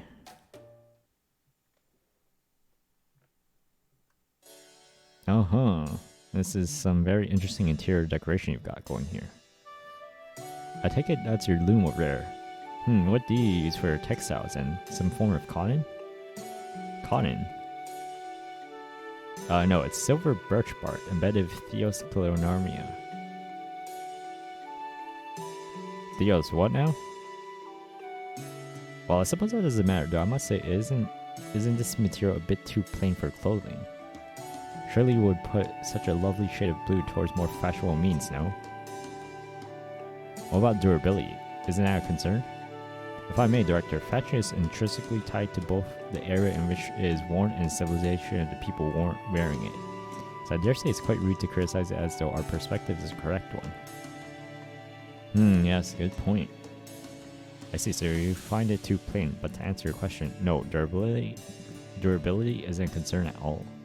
Our clothes can be adjusted to suit the temperature, and they're treated with a coating to deter blades, which keeps us fairly safe from demonic beast attacks. Yes? Pardon me, but would you mind if I touch the outfit hanging over there? Oh no, go right ahead. I can't say I've ever felt any other article of clothing quite like this. Would you also mind if I borrowed that knife? Holmes? This is a good iron knife, well made and well sharpened, and yet it can't cut through this outfit. Are you serious? Here, let me try. There's no use. I can't cut it worth a damn. Could you stop, please? You're going to ruin the knife if you keep that up. Of course, I do beg your pardon. What in the world is this material? Is there some trick to how you make it? No, we just... Hey, I hunted a demonic beast. Okay, looks like we'll get to have fresh demonic beast meat for dinner today. You hunt demonic beasts. Isn't that dangerous? Oh no, it's fine. The ones around here aren't all that strong anyway. Gods have permitted us to hunt them for millennia now, as long as we do so in moderation. The gods, huh? They should start cutting and dressing the beasts any moment now. Come on, let's go see. I got a Hydra. This one ferments alcohol in its intestine, so we ought to be able to get some good booze out of it too. I don't believe it. This is easy as large as a Rochi or a Devolutron. I say, have you all noticed something odd about these proceedings? All the villagers would seem to be happy about this killing. Not one of them is surprised by it. This sort of hunt may not be exactly common for them, but nor would it seem to be unprecedented. Man, this is great. We haven't had Hydra meat in forever. Can you tell us more about it? Huh? What, like how we hunt it? Well, when they get to be this size, there's definitely no taking one down on your own. You need to surround it with about 4 hunters so you can safely bring it down for a kill. 4 hunters, you say?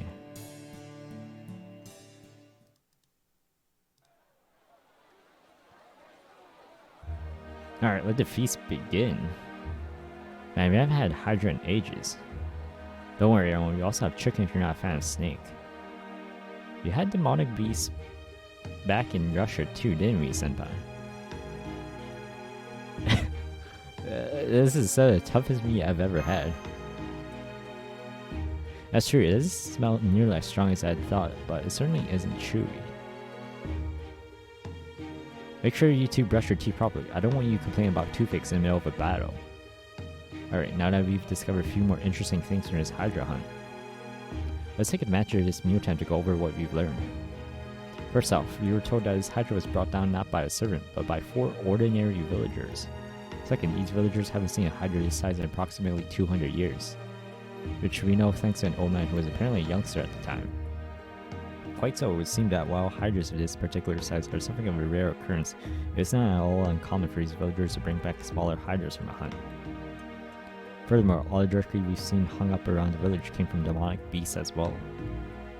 In the Russia Lostbelt, the Yaga had to use magical guns to hunt demonic beasts, and even then, bringing one down wasn't easy by any means, but here it would seem that hunting demonic beasts takes no more effort than these people takes no more effort for these people than, say, hunting a quail would for us. Even though we're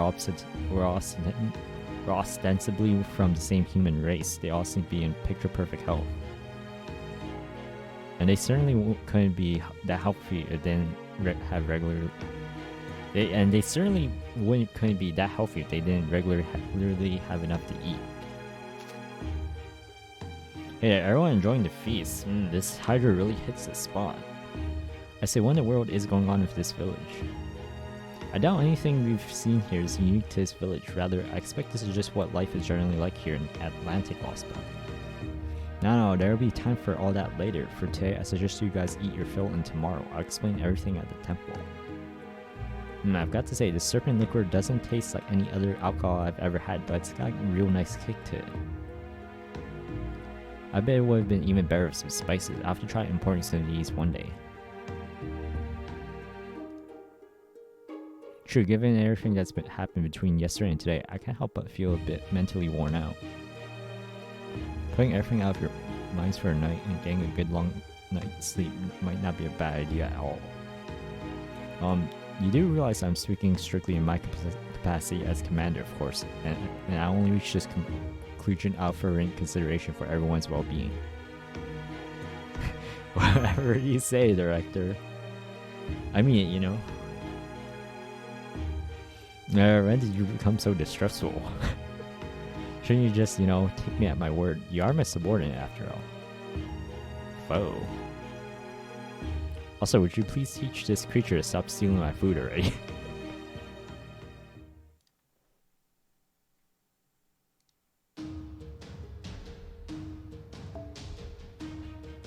Alright, looks like our actual fight here.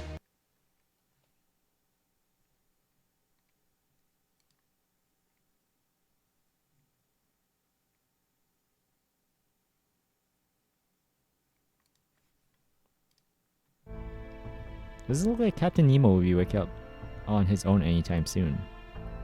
He is still comatose, or at least the closest equivalent for a servant.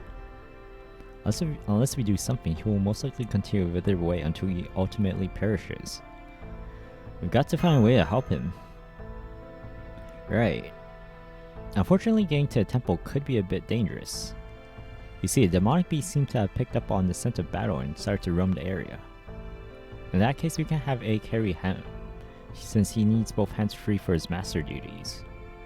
Indeed, and it would seem quite difficult, if not impossible for you to carry him either, thanks to your small stature. So who would be a best choice? But why'd you look at that? It seems we have a strapping young man with girth to spare right here. Not talking about me, are you? Don't worry, you'll be fine. Someone as light as Nemo shouldn't be any trouble for you at all, right? Well, no, of course not. Not to mention that physical enhancement is the most rudimentary of spells. But a distinguished commander like myself giving a child a piggyback ride just seems more than a tad, well, improper. Haha, you're so worried about appearances at this point. Shouldn't you be more concerned with improving your odds of survival, Commander, even if just by 1%? Exactly, besides I bet you'll cut a real dashing figure carrying Nemo on your back, Gordy. Spare me a hollow praise. Something about it just rubs me the wrong way. It actually reminds me of something I've been wondering about for a while now. Did the homunculi you grew up around never praise you for anything, Director? Great question, Mash. Homunculi are already fully grown from the moment they're born, which means they have absolutely nothing in the way of genuine life experience. I don't need any praise from the likes of them. Not that I ever bothered anyway. I don't know whose idea it was, but they said it was policy to never offer praise for anything they felt was the sort of thing anyone should be able to. I especially remember how Tool would always be like, I'm very sorry, young master, but I will never praise you regardless of what you may accomplish. I swear, what was her problem anyway? I see, fascinating. She sounds like someone I would very much like to meet. Don't be ridiculous, she's just another homunculus. I highly doubt she had anything to offer you. Besides, she's long since gone from this world, so you never get to meet her regardless. Oh, why am I even talking about this? Alright, fine, I see how it is. Wait right here while I go and fetch Nemo. There, happy now? Now that's a father figure if I've ever seen one. He does look like Nemo's father now. He totally looks like a doting father. Don't be daft. Look at what you did. My shouting made him kick me in the stomach. Haha. Oh, I see. So this is what you Chaldea folks are like. What you lack in rules you make up with what you lack in rules you make up for with discipline. That suits me just fine. In fact, I'd say it's ideal. Alright then, let's make our way to the temple. I'll go with you.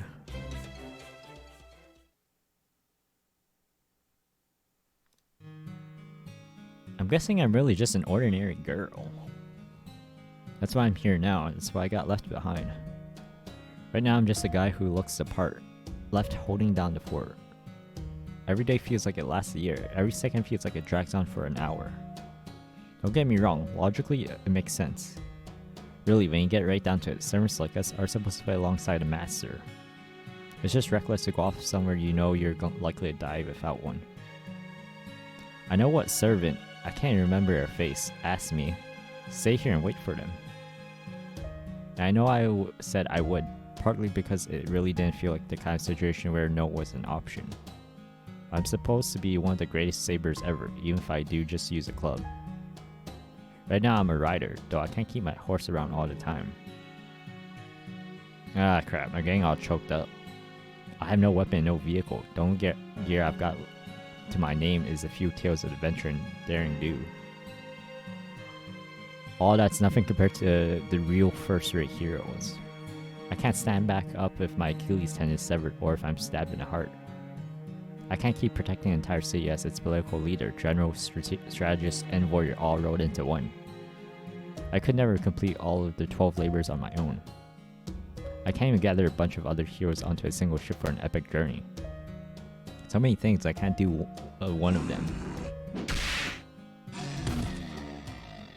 The best I can do is manage to hunt demonic beasts and donate them to villagers, just like I've been doing every day. They say there have been a whole lot more demonic beasts running around lately. That probably means they're either here or they will be soon. I wonder what they'll think of me when they show up. The useless good-for-nothing C-rank servant? I just hope they're at least a little happy to meet me. Now, what am I saying? I've got to stop thinking positive. They're just gonna look down their noses at me and relegate me to backup. That's all I deserve anyway. Alright, now that I'm feeling more of myself, I'm just gonna keep looking on the dark side of life. After all, that's what I swore I was gonna do.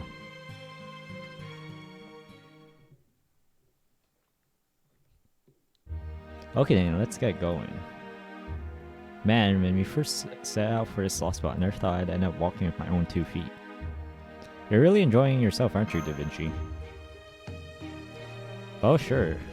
I've always wanted to get a chance to explore some new uncharted land like this. I'll understand how you feel, Da Vinci, and I'm well aware that you can handle yourself in a fight. I feel I must remind you that you are truly essential to Shadow Border's operation. So I would advise you to stay as close to Miss Kirlight as possible. Yeah, I know. Speaking of which, where is the Shadow Border right now? Ah yes, we use this barely functional cloaking feature to hide it once we reach shore. While I would prefer to return it as soon as possible, doing so while its comms are unusable would of course render us unable to lend you our aid. So in the meantime, I've entrusted Mr. Manier with its safekeeping. On a different subject, what exactly does going to his temple entail? That's a fair question. By all accounts, it sounds like the 12 Olympians are our primary enemies here. So why in the world would we run the risk of going somewhere devoted to worshipping them? Worry not, my portly compadre. There are no gods there now. It's a temple in name only these days. However, it still has one of the gods' relics there. A relic I thought we might be able to use to restore Captain Nemo good health. What kind of relic? In proper human history, you would probably refer to them as nanomachines. Nanomachines, huh? Oh yes, you see them all the time in scientific fiction stories. Is there no equivalent to them in magecraft history? How would I know anything about magecraft that doesn't pertain to me? Not to mention that if I did, someone would probably have to come to silence me long ago. That said, I heard rumors that the El Malloy family's mystic code used something extremely similar to nanomachines, but only a fool with no sense of self-preservation would go transpiring about in other families' magecraft he knows next to nothing about. So then, this is Olympian technology. Are you sure it's safe for us to use? Speaking in my capacity as technical advisor, I'm not sure I can endorse this. You have every right to be suspicious, girl, who I very much wish would let her bangs down. However, this nanomachine technology has apparently been a part of this land for over 10,000 years. So I'm afraid I'll have to defer to both your expertise to determine whether or not it's safe. What about you, Miss Corday? Do you know anything about the nanomachines? Not a thing, but I get the feeling I'd be stronger if I did. I see. Very well then, Mr. A, would you be so kind as to give us a proper send-off? Hold on, just a moment. Since I'll be accompanying you personally for this expedition, why don't you let me handle this? By all means, Director. Right then, ahem. All hands move out. He loved it. All hands move out. Well, what are you waiting for? Come on before I leave you behind. Senpai! Director, wait for us! Right, Mash Kirlight, preparing to run. Good grief. You'd think they'd take this a little more seriously, considering we're in the 5th and biggest Lostbelt now. Well, I think they're taking it just as seriously enough. If this is how you all operate, I can see how you managed to take down 4 other Lostbelts. Right. Alright, we'd better go after him. By the way, would you mind hiding your eyes with your bangs?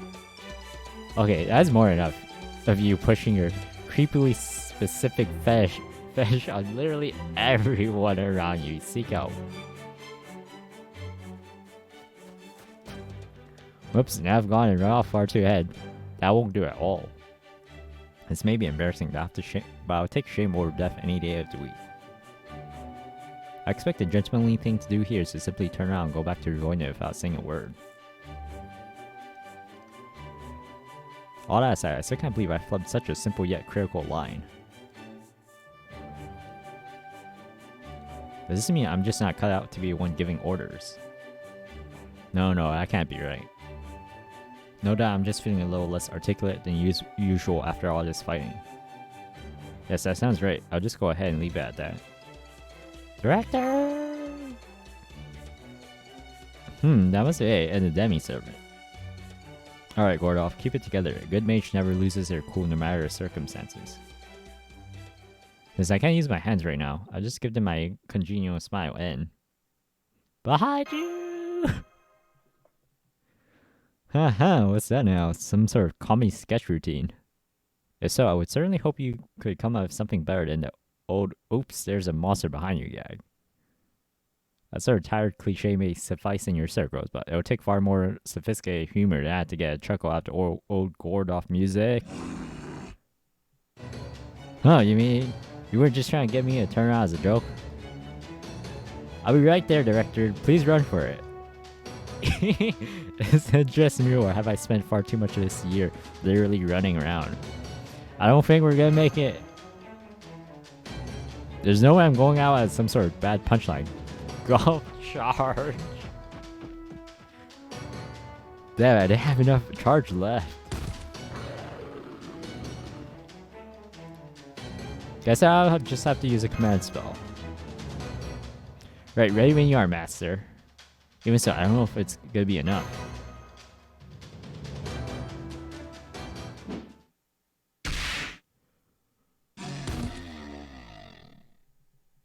Huh? Yeah? What just happened?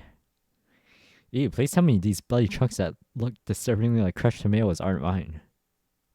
Don't worry, I got the beast. Oh, good. Thank you? You and the kid would have ended up monster chow if I hadn't been there. Glad that didn't happen. Yes, I am quite grateful for that. Believe me, but I still don't know who you are. Yeah, that's fair. Before I tell you that, I need to ask you something. What? What is that? And did you really have to point that surprisingly sharp stick at me first? Ask of you, are you my master? No?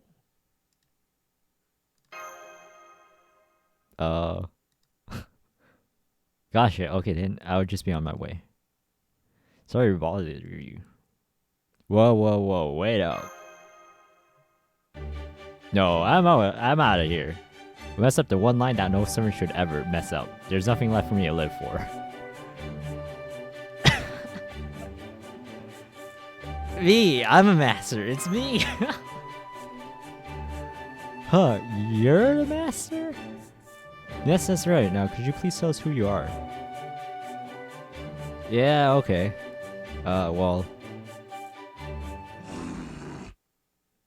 Now there's something behind you. You're you're so sharp already, you dumb things.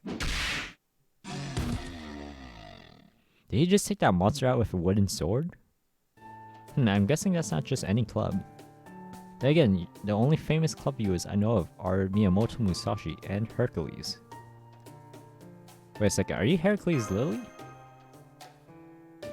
That has to be one of the last things I ever thought I'd hear a master say, and no, I'm nowhere near as big a deal as that. My name's Mandricardo. I'm a plain old run-of-the-mill servant best known for fighting the 12 paladins of Charlemagne. I'm sorry, never heard of you. Yeah, that figures, don't worry, I get it. Anyway, I'm a rider, just technically though, since I don't actually have anything to ride. You don't? Not even a horse? Yeah, I have a horse, but I can only use him when I'm fighting. Oh, I guess his blood must have lured him out here. Alright, prospective master, I'm counting on you to call the shots. You got it. You know, even I've got to admit, that line wasn't too bad, but it had a nice easy-going feeling, and Mandricardo, aren't you going to fight? Alright, of course. Okay, let's do this thing.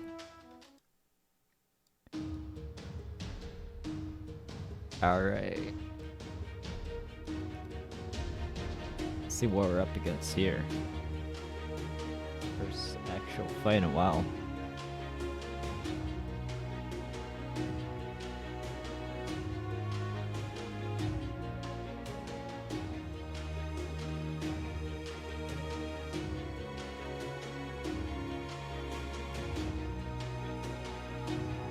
If it loads. Let's see what we have here.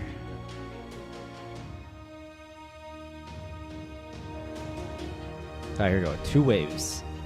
50k and 120k.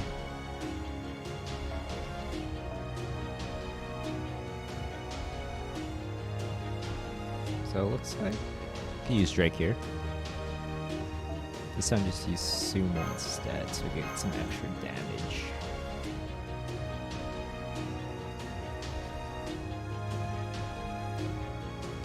Stick with that. Okay, there we go. Man, just amount of servant introductions. Oh man, this is definitely, yeah, I guess considering how big the Lostbelt's gonna be, there are gonna be so many introductions.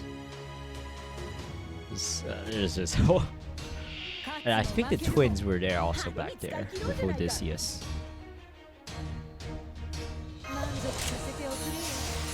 Oh, actually, oh, that's kind of. I should have saved it.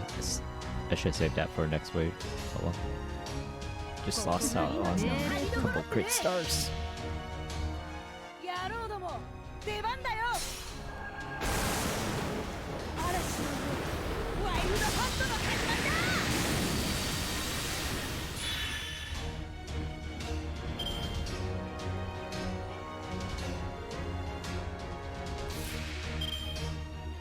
Alright, round 2.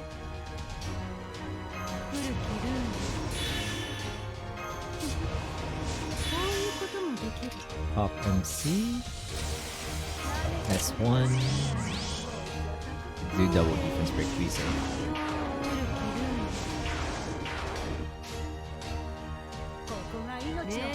Alright, just rip it.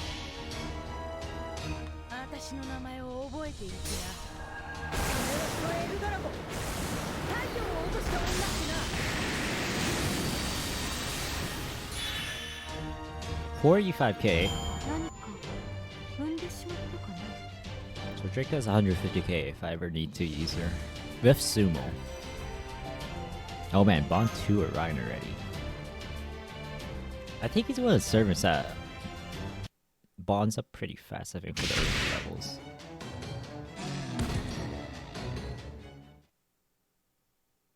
There we go, that ought to do it. He's really strong. Yes, he is. After all, Mandricardo is famous for taking on the entire French army of only 3 allies. That's no big deal. Every hero's got some kind of story like that. Those people coming this way friends of yours? Yep, that's Holmes and Da Vinci. Sherlock Holmes, Leonardo da Vinci, and Bartholomew Roberts, huh? Must be nice being so famous. The important thing is that you're all unhurt. And if you can now count another servant among our ranks as well, things are certainly looking up. He's got nice long bangs, but you can still see both his eyes. Damn, so close. Is that really all you care about? Haha, what can I say? We pirates have never been shy about our desires. Amazing, from what I hear, he's only known these people a little longer than I have, but he's already one of their gang. Must have A-rank people skills. He doesn't even try to hide that freaky shit he's into, and they still like him anyway. Man, I'm so jealous. If only I was a little more smoother with people. Ahem. So what are you gonna do now? Keep heading for a temple? That's the plan. In that case, I guess I can go with you. Besides, I'm a rogue servant, so I'll feel better having a master around too. That'd be great. Well, if you insist, then I guess I can't refuse now. Alright then, looks like I'll be coming along. Do you know anything about the temple yourself, Mandricardo? Oh yeah, hell, I've even used it myself a few times. Oh. A picture's worth 1,000 words, right? So let's just get you to a temple and save that guy's life. Are you quite sure it can do that? Are these nano machines really safe? For that matter, how do they even work? I'd much rather you tell us now than later. Don't ask me, I don't got any idea. Look, you just have to see it for yourself, okay? Tish, alright, fine. Besides, if you can't get the Nautilus back in working order, I'll have to continue this entire journey on foot. And everyone knows nobles such as myself only travel by foot when the circumstances leave them no other choice. Like that super strict weight loss regime you had to follow for a while? I assure you, I have no idea whatsoever what you're talking about.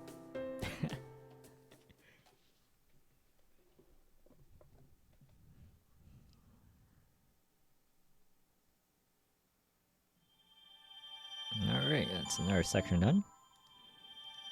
I think the plan's to do one more section for today. I think about 4 sections a session is probably a good pace.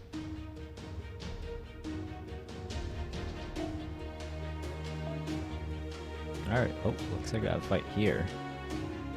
So we're up against Casters, Lancers.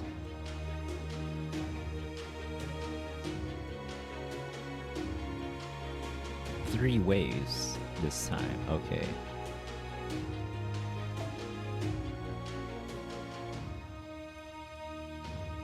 Ooh, can we? Do we?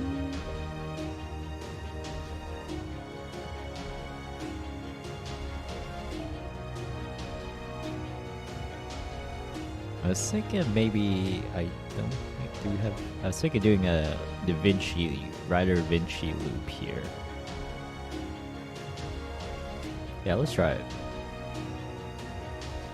So it's up for, I think it was what, Tamamo? Narrow Bride? I think that's what we use. So we got Bride, just need Tammy.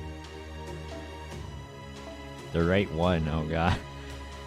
Is that, okay, that's the right Tammy. And then Da Vinci.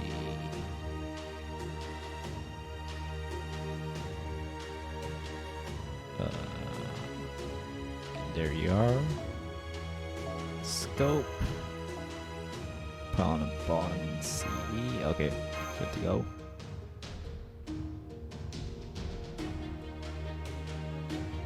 Up against Kit. Yeah, I don't think she shouldn't have any trouble with NP Gen, so don't think I need to even switch MC here. Alright, section 4, minute assembly of authorities.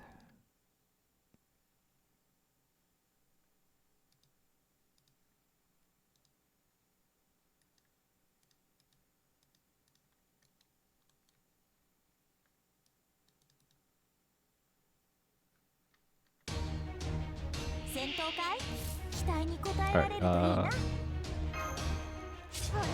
pop that.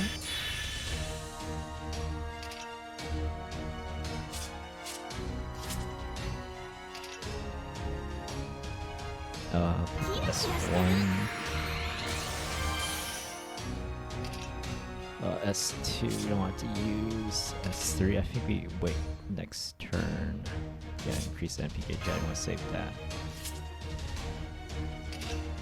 S3 we can use immediately. S1. Okay, I think we can just go for it now.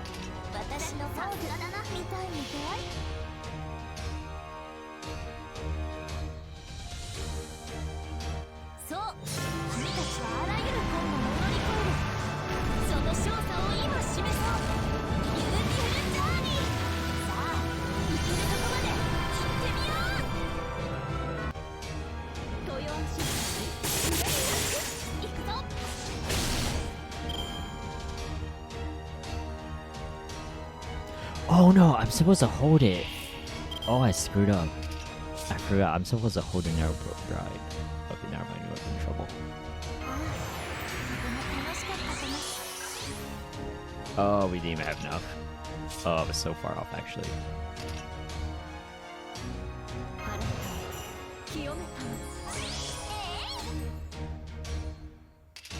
Oh wait, no, I wasn't even supposed to. Yeah, I totally screwed this up.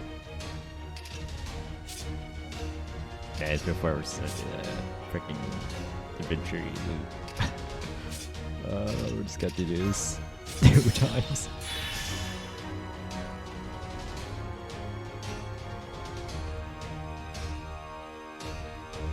Oh, I can only increase. I forgot that this one only increases MP strength, not MP. Not the MP charge bar.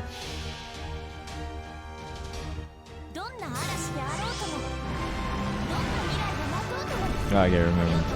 This one also increases the MP charge bar also.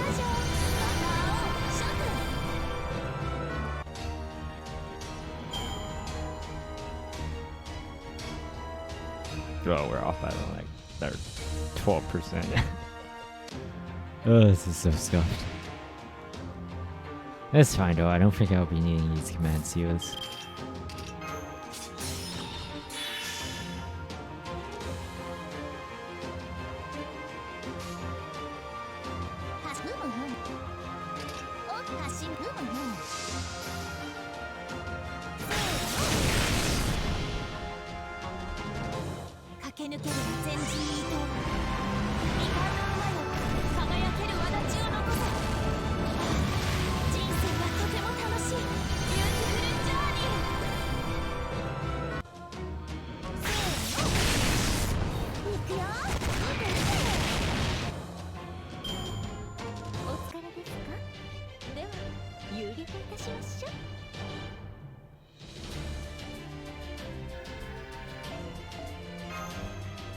There we go.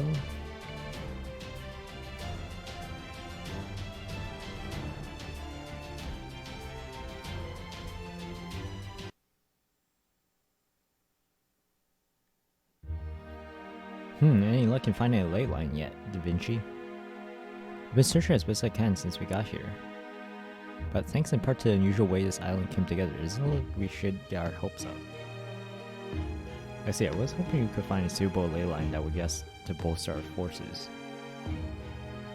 But it seems that we won't be summoning any new servants just yet. At least the temporary battle summons are going well, possibly because of all the magical energy in the atmosphere here. Then we should at least be alright for the time being. Very well, let's hurry onto this temple. Gasp! Oh, oi, are we there yet? Even with this enhancement, my poor feet can only take so much. How much further is it, Mandricardo? Not too far, it's just over this hill. Hang in there. What if I, carried him for a while instead? Huh, don't be ridiculous. The only thing a servant like you needs to worry about is combat. Yeah, good point. I would do my best. Oh, and just like that, it would seem we've arrived at our destination. Oh, thank goodness.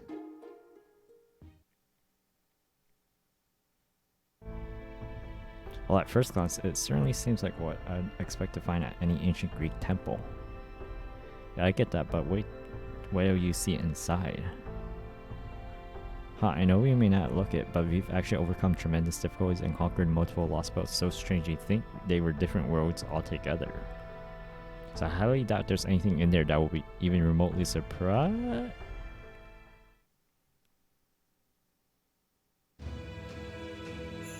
What in the world is this?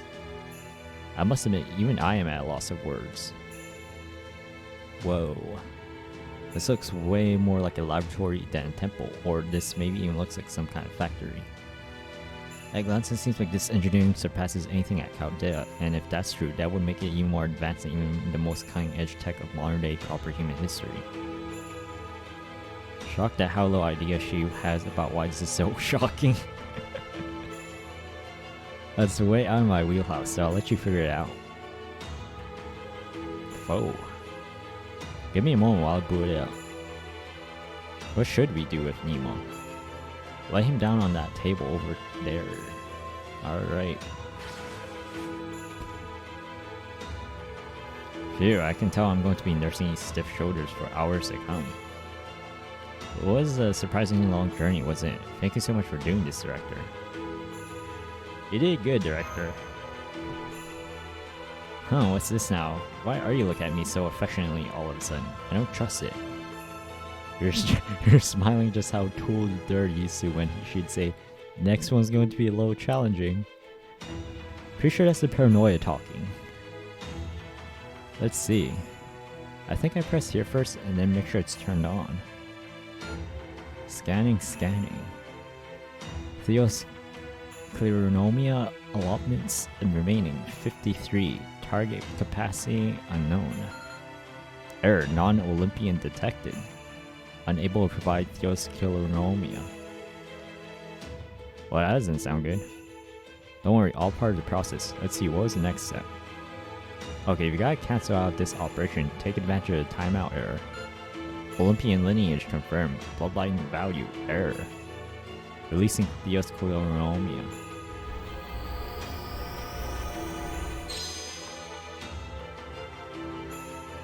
So those are nanomachines. They seem more like mercury than anything. They might look like mercury, but they're not toxic. At least I'm pretty sure they aren't. Oh, and how do you know that?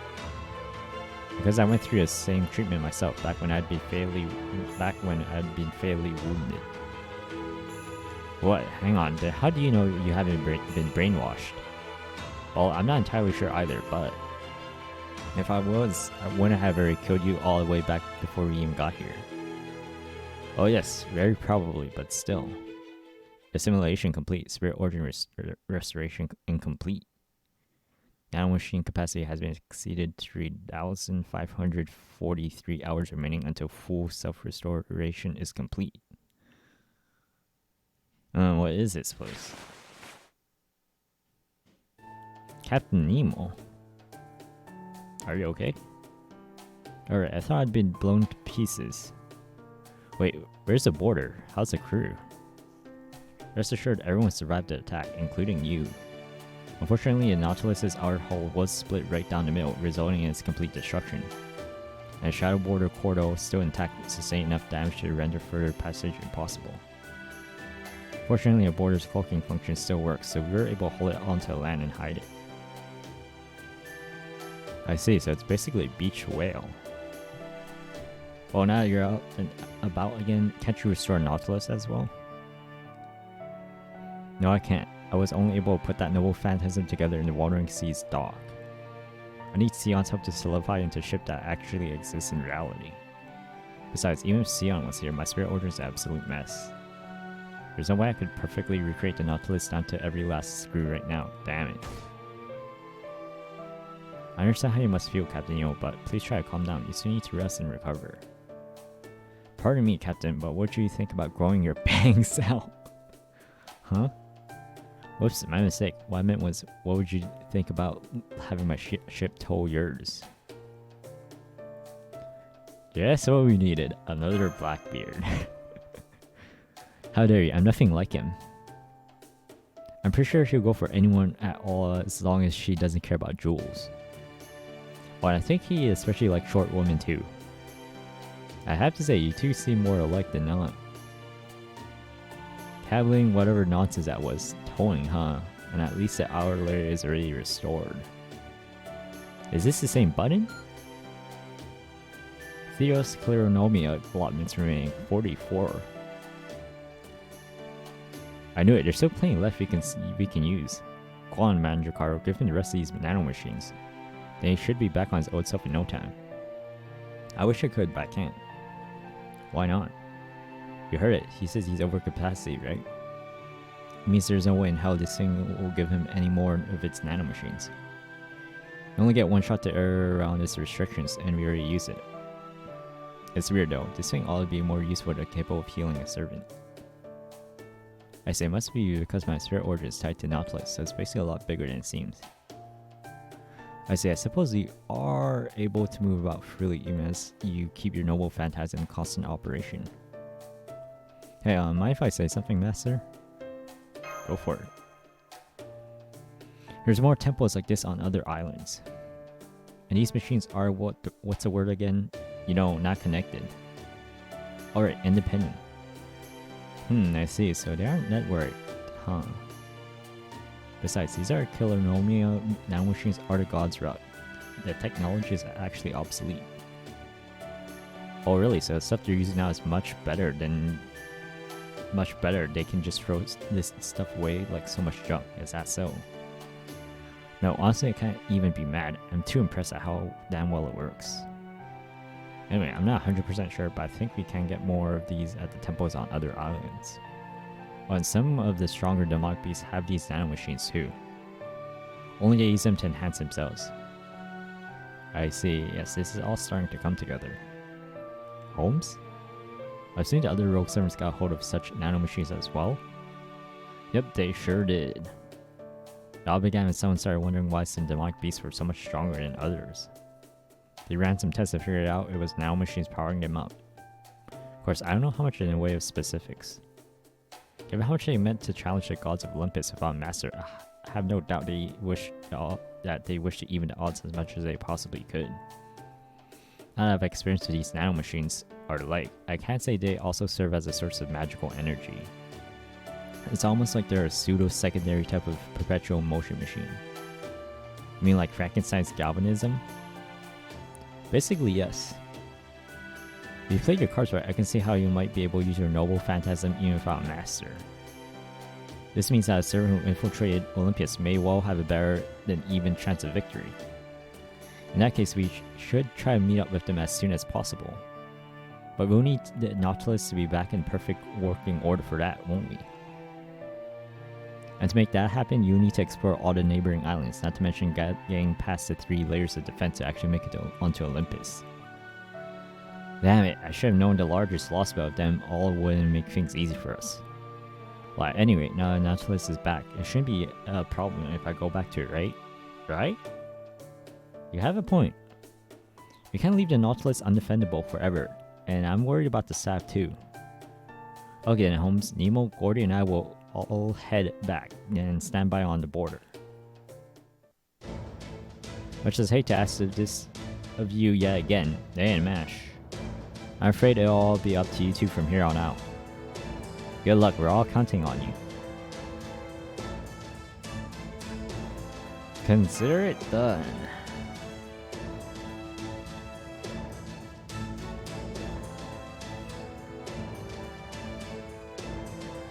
Well, listen to you. I dare say you're starting to sound like a fully fledged master.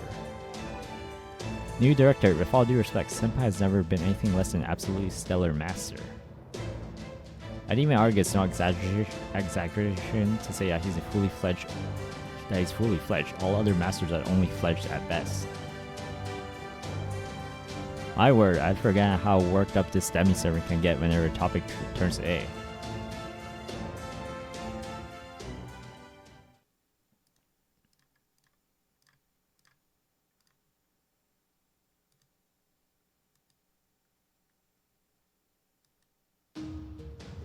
Alright, 2 of 2. Your last arrow for today.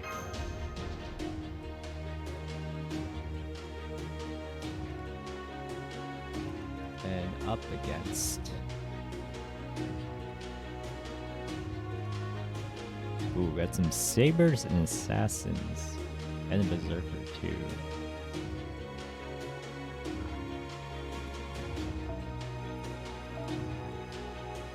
Alright, this time, let's try and run something actually Scotty compatible. Kind of wasting it on Drake. See what would work here. Oh, here's Scotty compatible. Oh, I got you. I haven't used it in a while.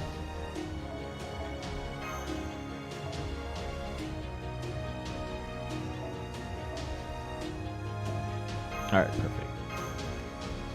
Run this.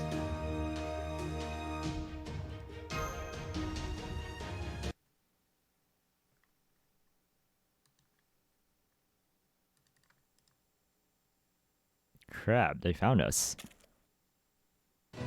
There they are. Atlantis border guards. Who are these people?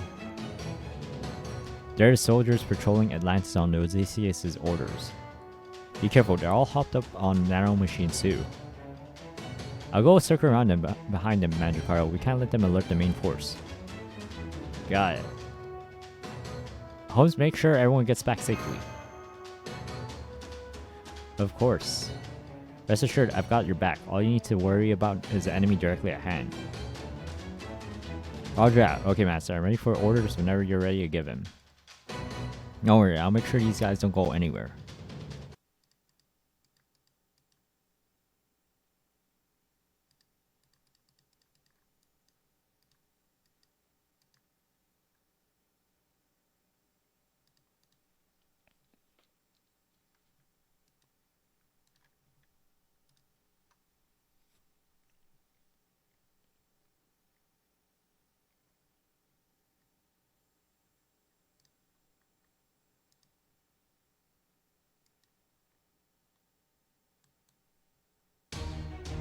Alright, first fight against these guys.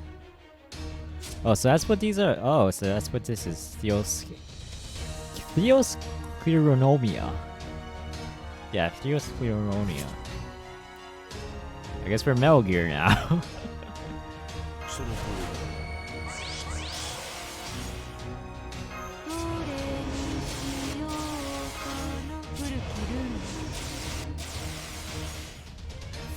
Alright, pop all this.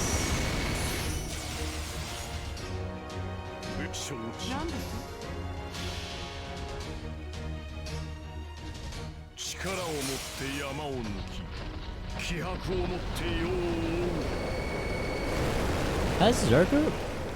I think Zerghorse might have gotten a buff in JP. I was thinking, I remember when they announced him, I think there's a lot of hype.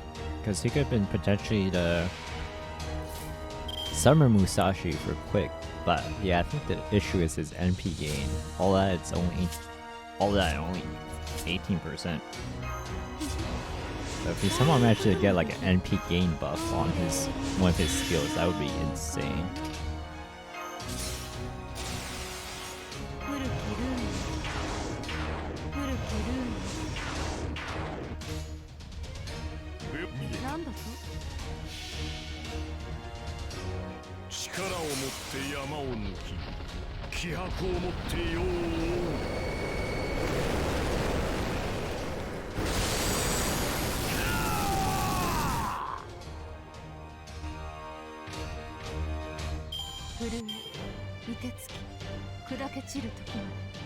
Alright, there we go.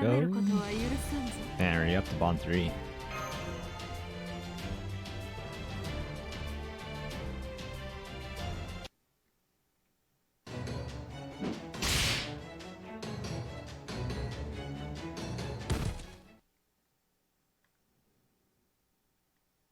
There was something inhuman about the way they fought.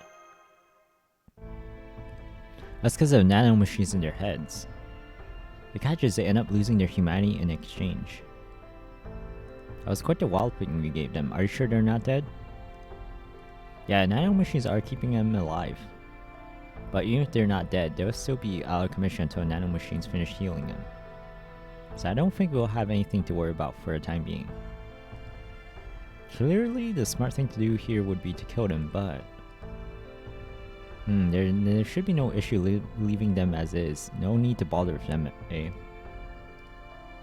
There are plenty more pressing things to do than wasting our time and energy unnecessarily. Alright, we'll leave them be then. Next thing we have to worry about is Odysseus. It won't be long now before he realizes that we're still alive and on Hestia Island. And thanks to his incredibly tight security.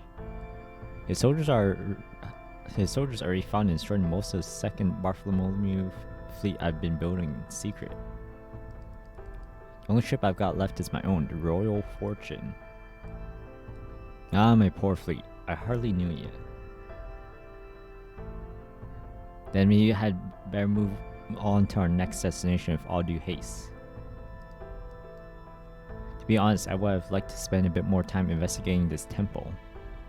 I suppose I can make do with analyzing a sample of nanomachines we collected here aboard the Nautilus. Crap, now what do I do? I missed my chance to bring it up, but are we just going all our separate ways now? Or can I keep going with them? Meanwhile, Bartholomew's just planning to tag along like it's no big deal at all. Man, that must be nice. So I don't know if I feel good about taking up Master Ace while the group is still figuring things out. Something wrong? Oh, nah, it's nothing. So hey, would it be okay if I came along with you guys? Absolutely, you're more than welcome to join us. That's so, I see. You seem awfully pleased about that, Mandricardo. Who, me? Nah, this is no big deal, really. I can already tell this guy's gonna be some kind of pain. It's great to have you on board, Mandricardo. I'm Corday. Oh, thanks. It's okay, I understand. I won't be upset if you don't know who I am. Okay, good. Because honestly, I got no idea. Hey, did you just say you weren't gonna be upset? I'm not upset, I'm just sad.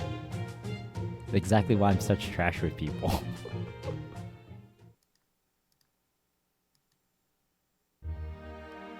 I thought the walk home was going to be much easier. Remind me why I'm still carrying you?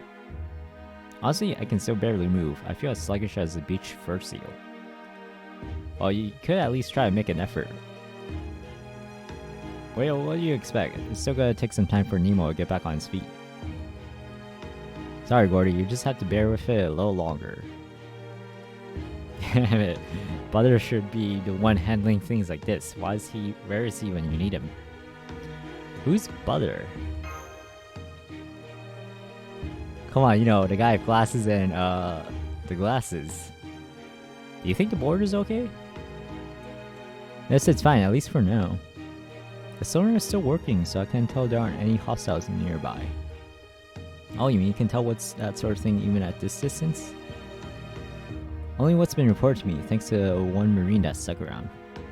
Are you sure I can't put him down, seeing how he's feeling well enough to talk? Nice try.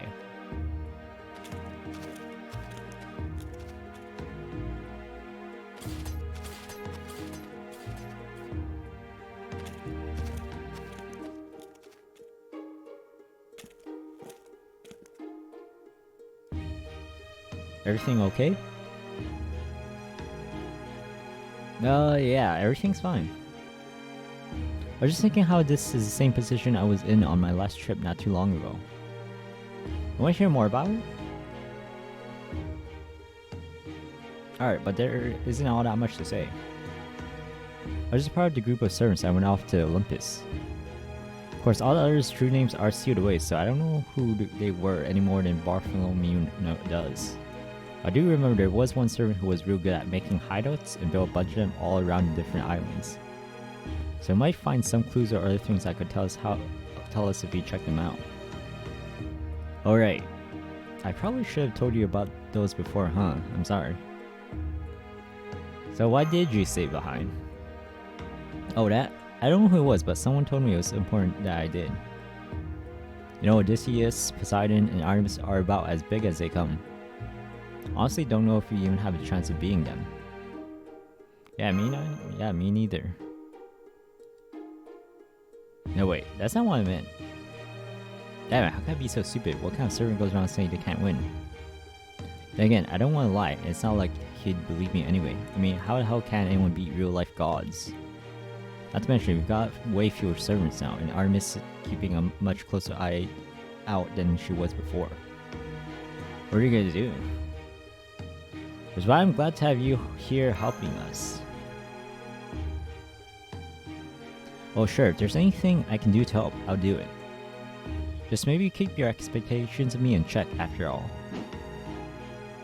This is the only weapon I've got. A plain old wooden sword, nothing special or historic about it or anything. If I'd materialized as a saber, then I might have been able to bring Dorendo with me, but no, I'm just a rider. Then again, I still might not have it then, since I just picked it up when that bastard Roland happened to leave it behind. And since I don't have any memory of wielding that sword since becoming a servant either. I'm guessing that means the throne still doesn't see me as a real hero. Sorry, I didn't mean to bring down the mood. Oh hey, don't worry, even dinky wooden sword like this ought to be good enough to take out 100 soldiers or so. If nothing else, I can still fill in the gaps in your lineup. Anyway, it looks like we're falling behind. Come on, Master, let's go catch up.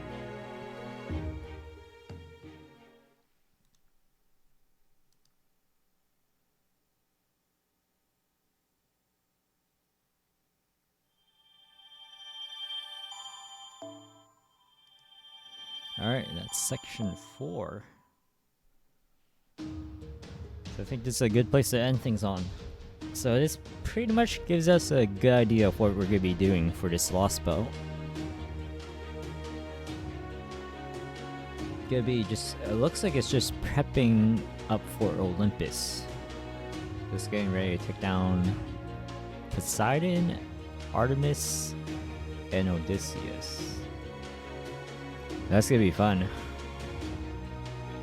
But yeah, I guess the only other thing is, man, I'm just wondering. Apparently, Mandricardo was really popular with the female audience somehow. I remember seeing on JP Twitter.